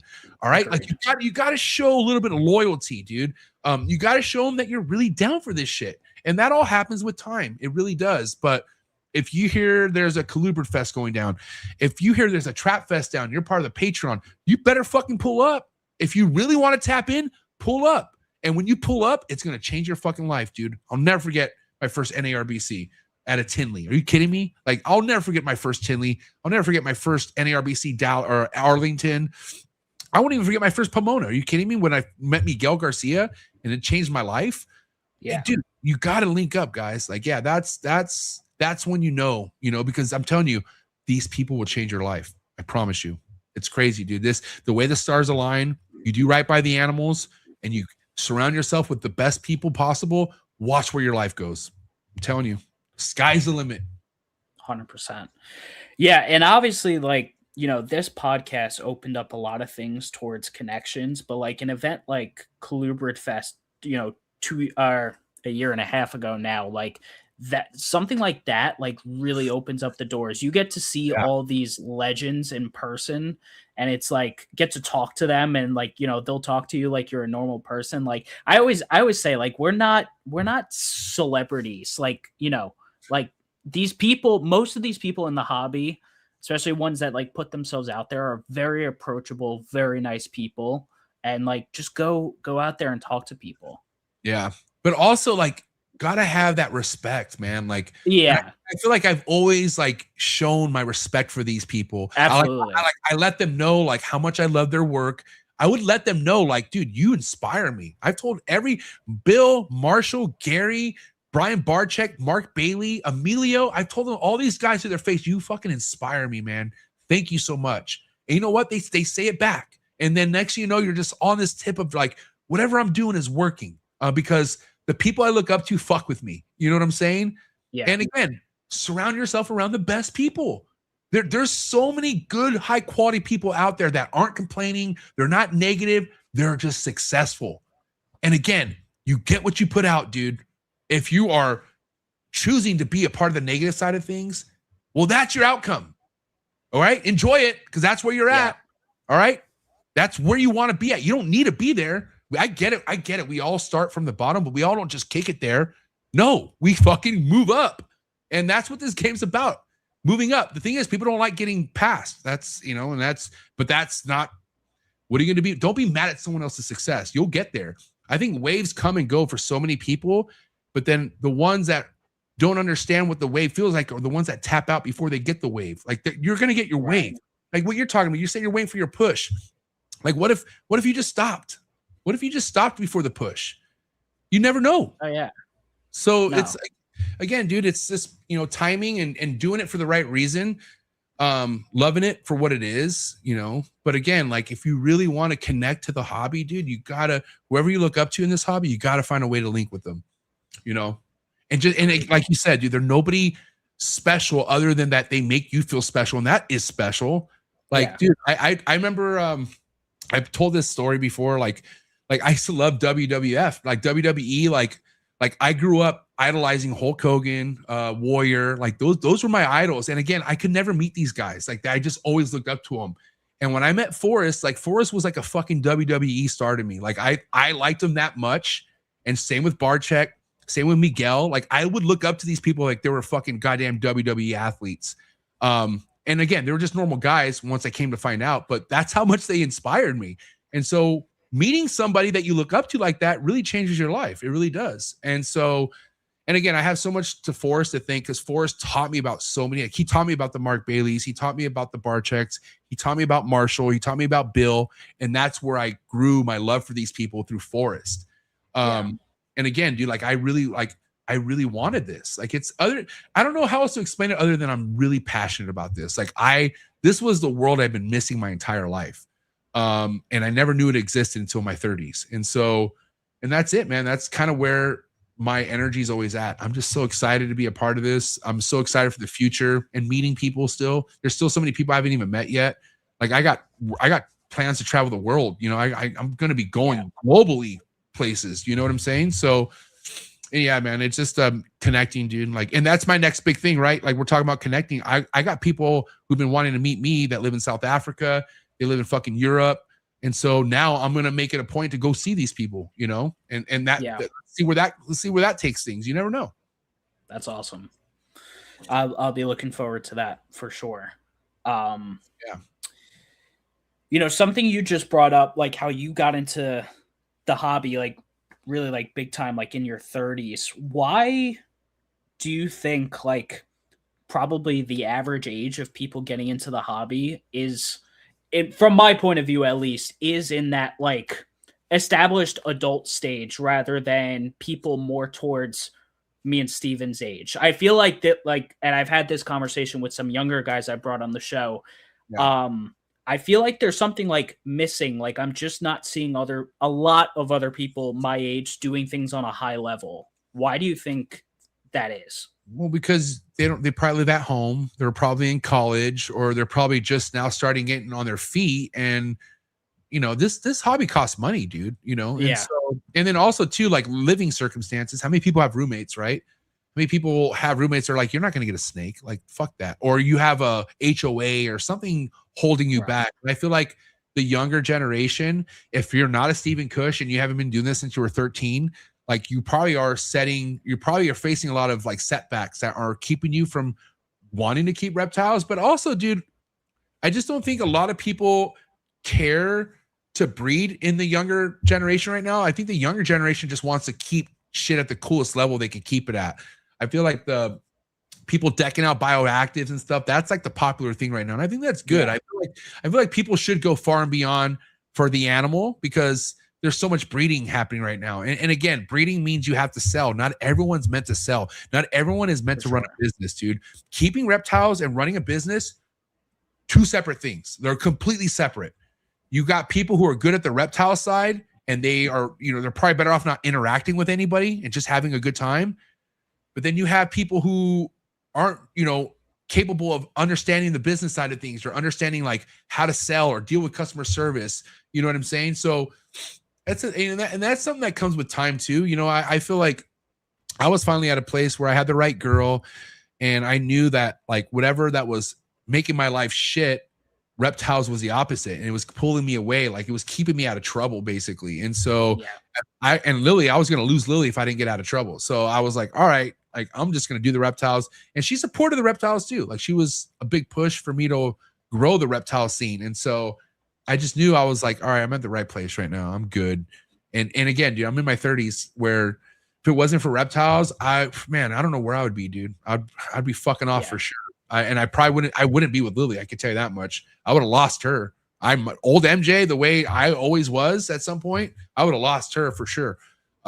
So, and again, dude, now I'm 40 and I'm still growing as shit. Like I'm still wanting to change in areas, but now I see the bigger picture. I know what I have. I'm obsessed with it, and I think it depends on the individual, dude. Stephen Kush is a fucking freak of nature. Like ever since I met him, I'm like, dude, who are you? Like he's like 17 years old when I met him, but he was like a 40-year-old. Like he carried himself so proper and mature, and like I could barely get him to crack a smile, but he was just so straightforward. You know what I mean? Yeah. And but again, like I said, he's a whole different beast now, Steven. But he's still very mature. He's still very smart. His just his grammar, bro. Like the guy carries himself very well. I love Steven. He's just a trip, but he's something that he is a clear example of what the reptile hobby could do to someone at a young age. You know what I'm saying? And he's always taken it serious at a young age. And so, but Steven's a one of a kind, dude. I mean, I know there's other examples of Stephen Kush out there, but he's like, that guy's meant for this shit. He really is. And so, but I think, dude, the hobby's still popular more than ever. I think because of social media, it's still bringing in a younger crowd. I just don't think they care much about the breeding right now, unless it's ball pythons. And okay, yeah, ball pythons. If you're in this, you're trying to breed because that's why else would you keep ball pythons? Right. And again, there are people out there who just keep them for the love of it. It's not common. If you're in ball pythons, you're in it for the money. And again, yeah, I think that's changing, dude. I really do. I still think this hobby's growing more than ever. It's just the focus is in a different place for now, at least. But you got a lot of people getting into the chondro game right now. I'll tell you that much. And I was just about to ask because you just said it about the money. Do you think more people are trying to get into chondros for the money right now? Some are, yeah, for sure. Some people did pretty good with ball pythons and they're not doing good now. And so they're looking for their next lick. They're looking for that next thing. And guess what? Good luck with the chondros. I got to tell you, go ahead. No, I was just going to say, like, besides the actual price of the chondros, like, what makes them, like, if they listen to All in the Tree Tuesdays for 30 minutes even, like, what do you think makes them think that they could just come in and wipe the floor with these chondros? Because they see Bill Stiegel doing it. They see somebody doing it. So when somebody sees someone doing it, they're like, I could do that. And again, they had the taste of it with ball pythons, but ball pythons, okay? Yeah. Ball pythons and chondros are not the same. Newsflash. But again, fuck around and find out. I don't wish anyone to fail, even though I think failure's key. Like the thing is, you are gonna fail. I'm just not gonna be like rooting for them to fail. Yeah. It's just about how hard can you get hit and are you willing to get up? And the thing is, like, everyone has different levels of success in the beginning. Everyone has their timeline, but most of these motherfuckers are going to get kicked so hard in the nads, like so hard on so many different levels. And I don't think some of these guys are tough enough.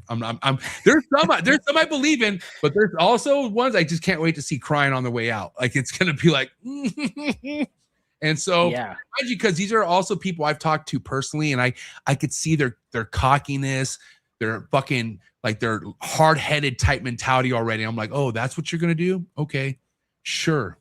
Good luck with that. So, and yeah, I don't know, man. It's I don't even want to talk too much on it because we're at the point where these guys are gonna get what they're asking for here pretty soon. You got them showing like, oh, this is my pairing for the year, and it's like, really, dude? Like, all right, well, let's see how this goes. But I think there are going to be a lot of people who are successful at it too. Like there are going to be people who do figure it out. And so I don't know. I think there's already a change right now in the chondro game, like in the market. Like a lot of the in what regard? The higher end stuff won't be so expensive. It's going to come down. Yeah. There'll be some price drops here, which is cool. I think it's good. I don't think a lot of snakes that are going for 8,000-9,000. I think at this point, like, yeah, don't get me wrong. There's some fucking freak of nature ones where I'm like, holy shit. Like I would only price it 10,000 because I don't want to sell it. But if you want to pay me 10,000 for it, here you go. Well, do you think perhaps if that happens, will more people start holding their clutches back for longer and seeing like, how is this OCC starting to look?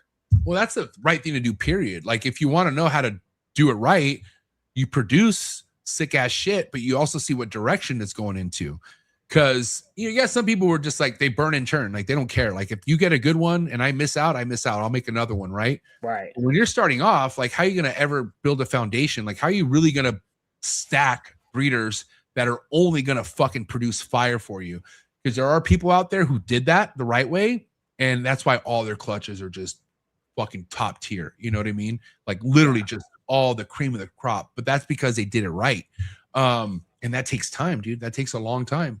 So again, throughout time, we're gonna have more successful people with chondros, but then with that, price drops are going to happen. And so I think we are going to see less $9,000-$10,000 price chondros. It's going to be more closer like 7 to 6. And I feel like that's okay. Like nothing wrong with that. That's still a lot of money. Yeah. And even and what's crazy is I think personally the locality stuff's going to go higher. Because like if you look at people like Gary Scavino or one of my sponsors, David Brahms, these guys work with insane lines of pure monocory, okay?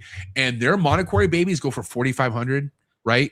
Wow. I mean, if I had to choose a locality, by the way, it would probably be Manokwari. I mean, how can you not? It's top tier. Yeah. It's crazy, especially when it comes from those guys. You're gonna get something nasty. Did you see the one I posted on my story from Gary not too long ago today? The GS Reptiles one? I may have missed it.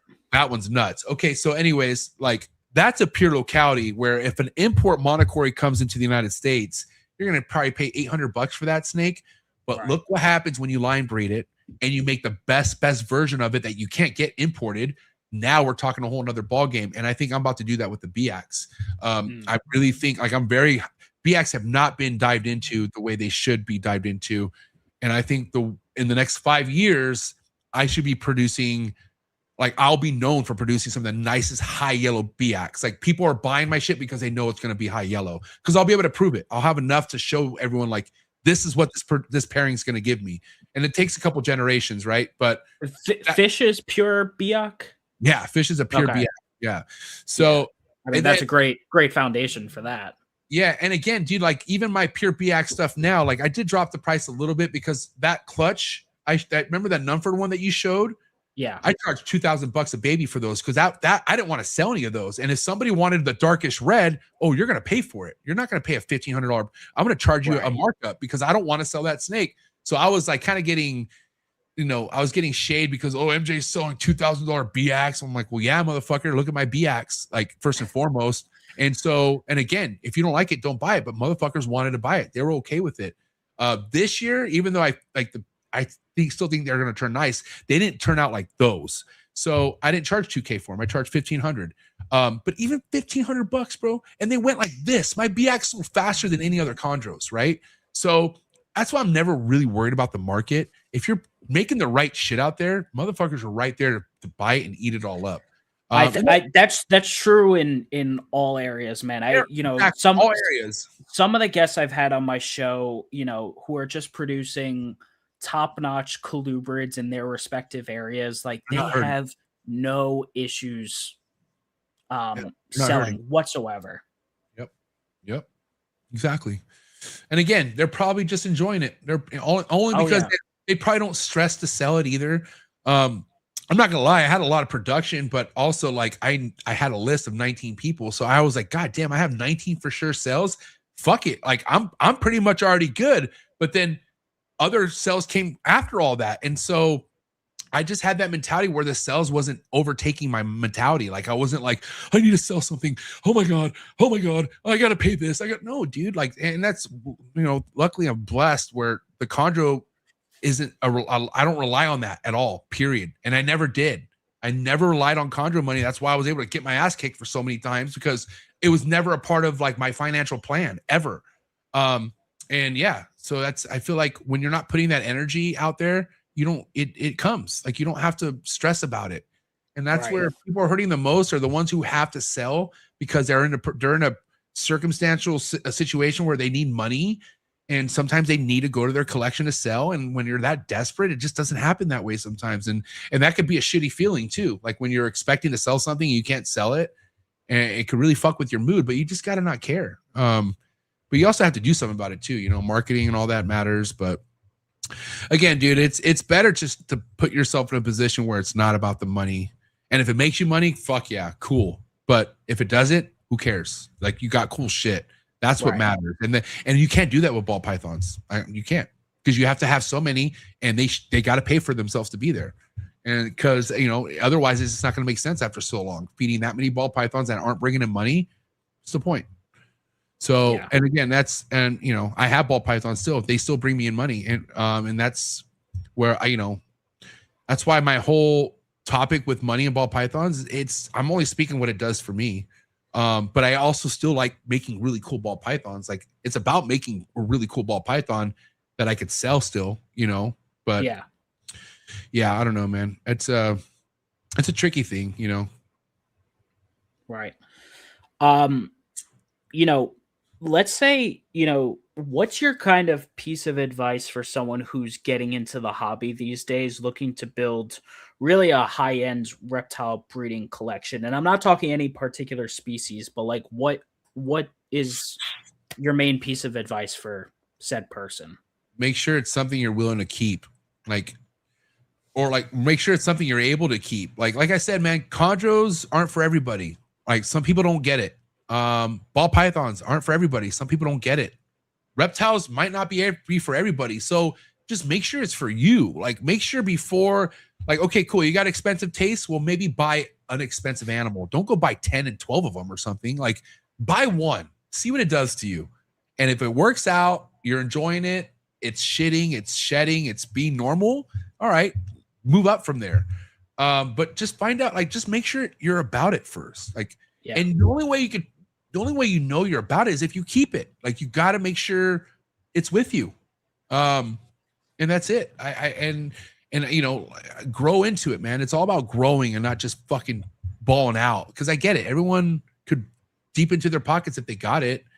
But that doesn't just, I don't know. It's scary to see people with little experience behind the species spend so much money on it. And I'm not gonna lie, I had a couple customers that spent quite a bit of money, and it was like some of their first chondros. And I'm like, and they have like payments with Bill Stiegel and everywhere else. I'm like, God damn, how much money are you spending? And it's like, and they're like excited, but also having breeding plans in 5 years. I'm like, really? Like, okay, like, what makes you think it's gonna be in 5 years?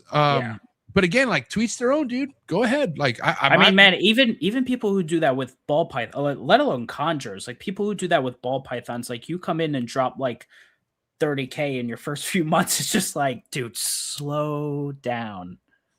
Yeah, but then again, man, some people fucking are serious about it. And again, sure. And that's why I'm like, it's hard. It's something where you just don't know how it's going to work out until you know. Like, a lot of people doubted Miguel because how much money he was spending, and he used to flex a lot of shit. So they all thought, like, who the fuck's this guy? And it was always like, yeah, he ain't gonna last. Now look at him, but he took it serious. And right. Talking about someone who connected with people, Miguel connected with the best names in this hobby. And so, yeah, dude, again, it's hard. I could sit here and tell you, oh, you shouldn't do that, you shouldn't do this, but who am I to say it? Like, I can't be a hypocrite. I really can't, but again, like, yeah, the only way you find out is you jump in, dude. And so, but again, if I was talking to a close friend of mine, I'm gonna let you know, like, slow down, dude. Like, definitely, like, get one, okay? And then once you know you love that one, okay, maybe get two, and then let the addiction go from there. Like, but it's kind of like, you don't get blasted your whole body with tattoos when you never have a tattoo. Like, make sure you get a tattoo, and if you're down for it, get another one. But to just go in 24-hour sessions and fucking blast your whole face and everything, like, who are you? Like, the fuck? Now you're Mr. Tatted guy? You know what I'm saying? So it's like, and again, to each your own on that. I think Matthew Summers was one of those people. Oh, man. But anyways, yeah, dude, it's kind of like, oh, man, I just can't be a hypocrite. And sometimes I come off like I never done that, and I have. That's kind of why I'm saying it. But yeah, dude, I don't know. Try to hone down the excitement. Get your head out of the gutters as far as the rat race mentality where you need to hurry up, because there's no rush, dude. Just make sure you're meant for this, because it could get serious quick. You know that. You know how serious this shit could get. You go from one snake to 20, and it's serious. Yeah. No, absolutely. But yeah, it's crazy. Slow the roll. All right. I have a couple final questions for you. Sure.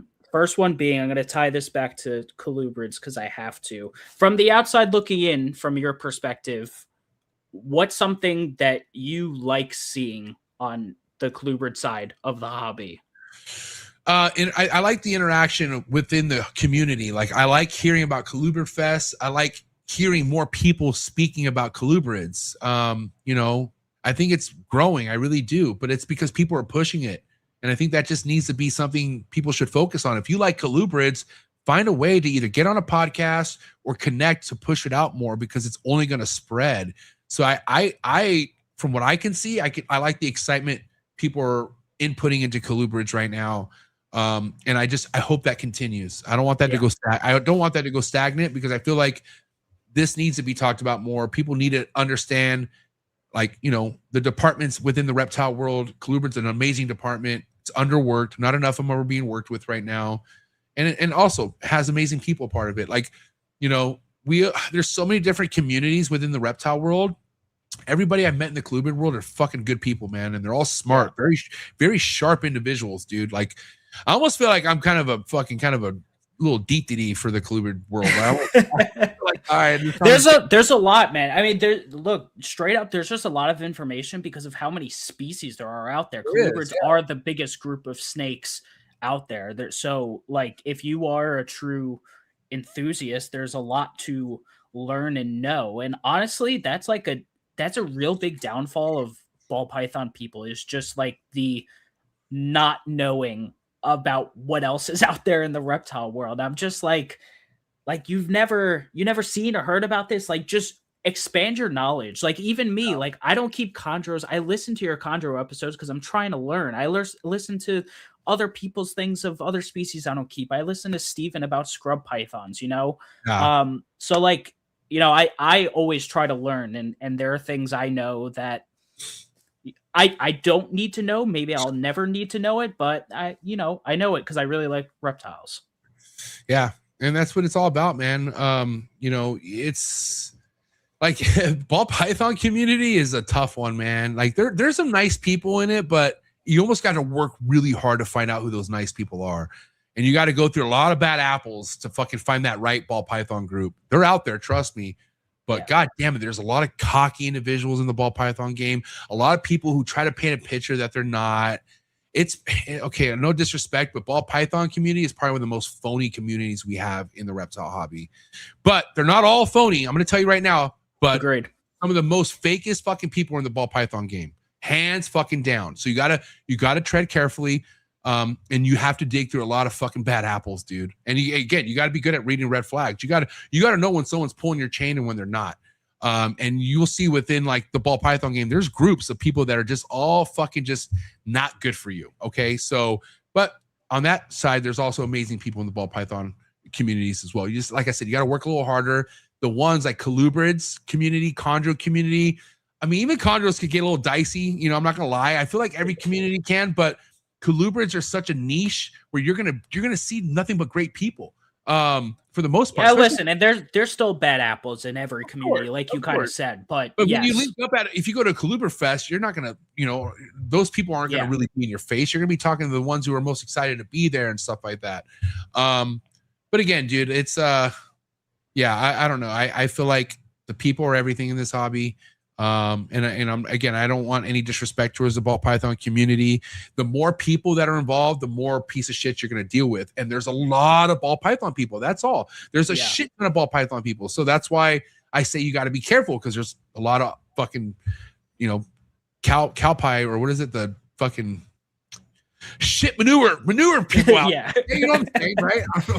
I lost my train of thought. But anyways, but to each their own, man. Just, there's so many different strokes for folks, for people out there. Just enjoy it, you know, have fun, just connect. Again, connecting is how you really know what you want to do in this game. It's the people you surround yourself with, you know, because you can't just do it with the animals. Like, if you really want to tap in, you need people. You just need the right people.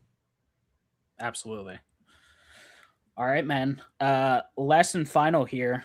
You know, future wise, you know, what's on the horizon for you, the trap, and the network? Yeah, man. I mean, and what makes me most excited right now is definitely this year's breeding season. Because last year was numbers, right? I got 70 for 70, and that's crazy.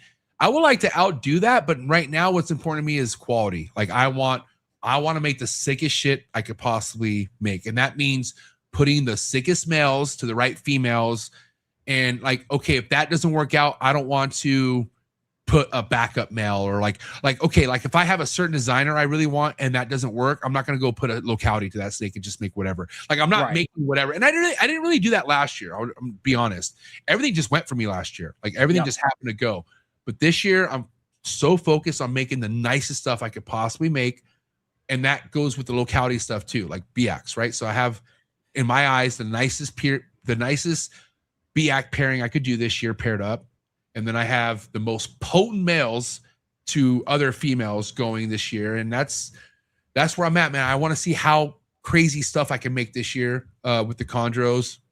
And then obviously, like, I have some crazy stuff in the works with the network right now. I can't say too much because it's like, you know, I just don't want to spill too many beans, but I'm working on stuff that could potentially like not only take care of me, but take care of the entire fucking crew, you know, like literally have a payroll of everybody under network, under Trap Talk, you know. And nobody deserves that more than people like Steven Cush. Steven's already on a semi payroll right now. I just want to pay him more. I want to be able to help Steven out. I want to be able to take care of Steven's bills, basically, you know, where he doesn't have to worry about scrubs. But I also want to do that for like anyone else. Like, now, mind you, Chris is fucking gangster. She's a fucking highly career woman. Emilio's gangster, like, you know what I mean? But I still want to hook these people up. Like, you know, I want to say shout out to Carly, man. Carly's actually live right now on her show. But, you know, like the women in this hobby, man, shout out to all the women in this hobby. I feel like this hobby definitely needs more women who are excited to be with reptiles. I want to give them a platform. So if you are a girl keeper out there, if you want to come on Trap Talk, hit up either Krista or Carly, Neurofy Exotics or Coastal Morelia, and get your faces out there, man. Shout out to all the female keepers, but I love everything that I have going on for the network. I'm just trying to help. Like, whatever I've done for myself, I want to do that for anyone a part of the team. And I feel like that will just raise everything to the next level. So, yeah, man, I got a lot of work to do, dude, but it's keeping me going. Yeah, that's great to hear, man. In terms of the Chondro pairings, I don't know if you want to say how many pairings are you shooting for? Oh, man. If you don't want to say it, it's fine. I know how the jinxing works. I said on my story not too long ago I was going to pair 13 girls. I could pair 19 if I wanted to, but I'm not. Okay. I don't know if I'm going to do 13 because now I told you I want the best of the best, right? Yep. So if there happens to be a situation where I can't put my best male, I'm probably not going to do that pairing. Okay. And I have 4 really potent designer males, right? So I don't want to spread, maybe 1 or 2 of those males I even want to put to multiple females. And then when I mean multiple, maybe 2 females max. So if that was the case, I would say realistically, I'm probably going to do 8 to 9 pairings, which is still a lot. That's still good, you know? And so realistically, I feel comfortable saying 8 to 9, and I would be so happy if fucking, like, I want all 8. I want all 9, to be honest, but I'll be happy if 5 of those go, to be honest. Because again, I'm making the best shit I've ever made now. Now it's not about the numbers. It's about the highest quality. Because I have my most expensive male, fucking Lex Luthor, who's plugging the females now finally. And he was a black Neo. So bring on the black Neos, man. That's all I want. Yeah. I want to make the blackest fucking neonate out there. That's what I want. That's my goal. Awesome, man. Awesome. Well, I am very much looking forward to seeing what you do on the Chondro side of things, how the network evolves even more this year. Obviously, you know, I'm always listening. So I mean, all I can say, man, great episode. It's been almost 2 hours here. I really appreciate you taking the time. You're a busy guy. Yeah, man. But I have all your social media in the description, but go ahead and shoot any plugs that you want. Yeah, I mean, just hit me up, guys. I'm an open book. So if you want to get to know me more, a couple ways, just hit me up on Instagram, Trap Talk 619. If I don't answer you, dude, I'm just super busy. Best way to get my attention is join my Patreon. Okay. So hit me up on the Patreon, dude. Come join the Discord, join the Instagram group chat. You can find people like Joey D in there, and it's a good place. But yeah, man, I'm wishing everyone a great 2026. I really hope everyone finds that purpose. You know, if they don't have one, dude, go after it. And stay tuned, man. Trap Talk Reptile Network, the coolest reptile network in the world. And that's a fact. Hell yeah. All right. Guys, if you enjoyed tonight's episode, make sure you hit the like button on today's episode. Make sure you hit that subscribe button. Go check us out. Meteoric Serpent's Patreon, first link in the description below. Check me out on all my social media platforms at Meteoric Serpents, pretty much everywhere. and listen to us on all the major audio podcasting platforms. But guys, that does it for episode number 95 of the Colubrid Corruption podcast we had on MJ tonight. Thank you so much, and I'll catch you all in the next one, guys. Peace.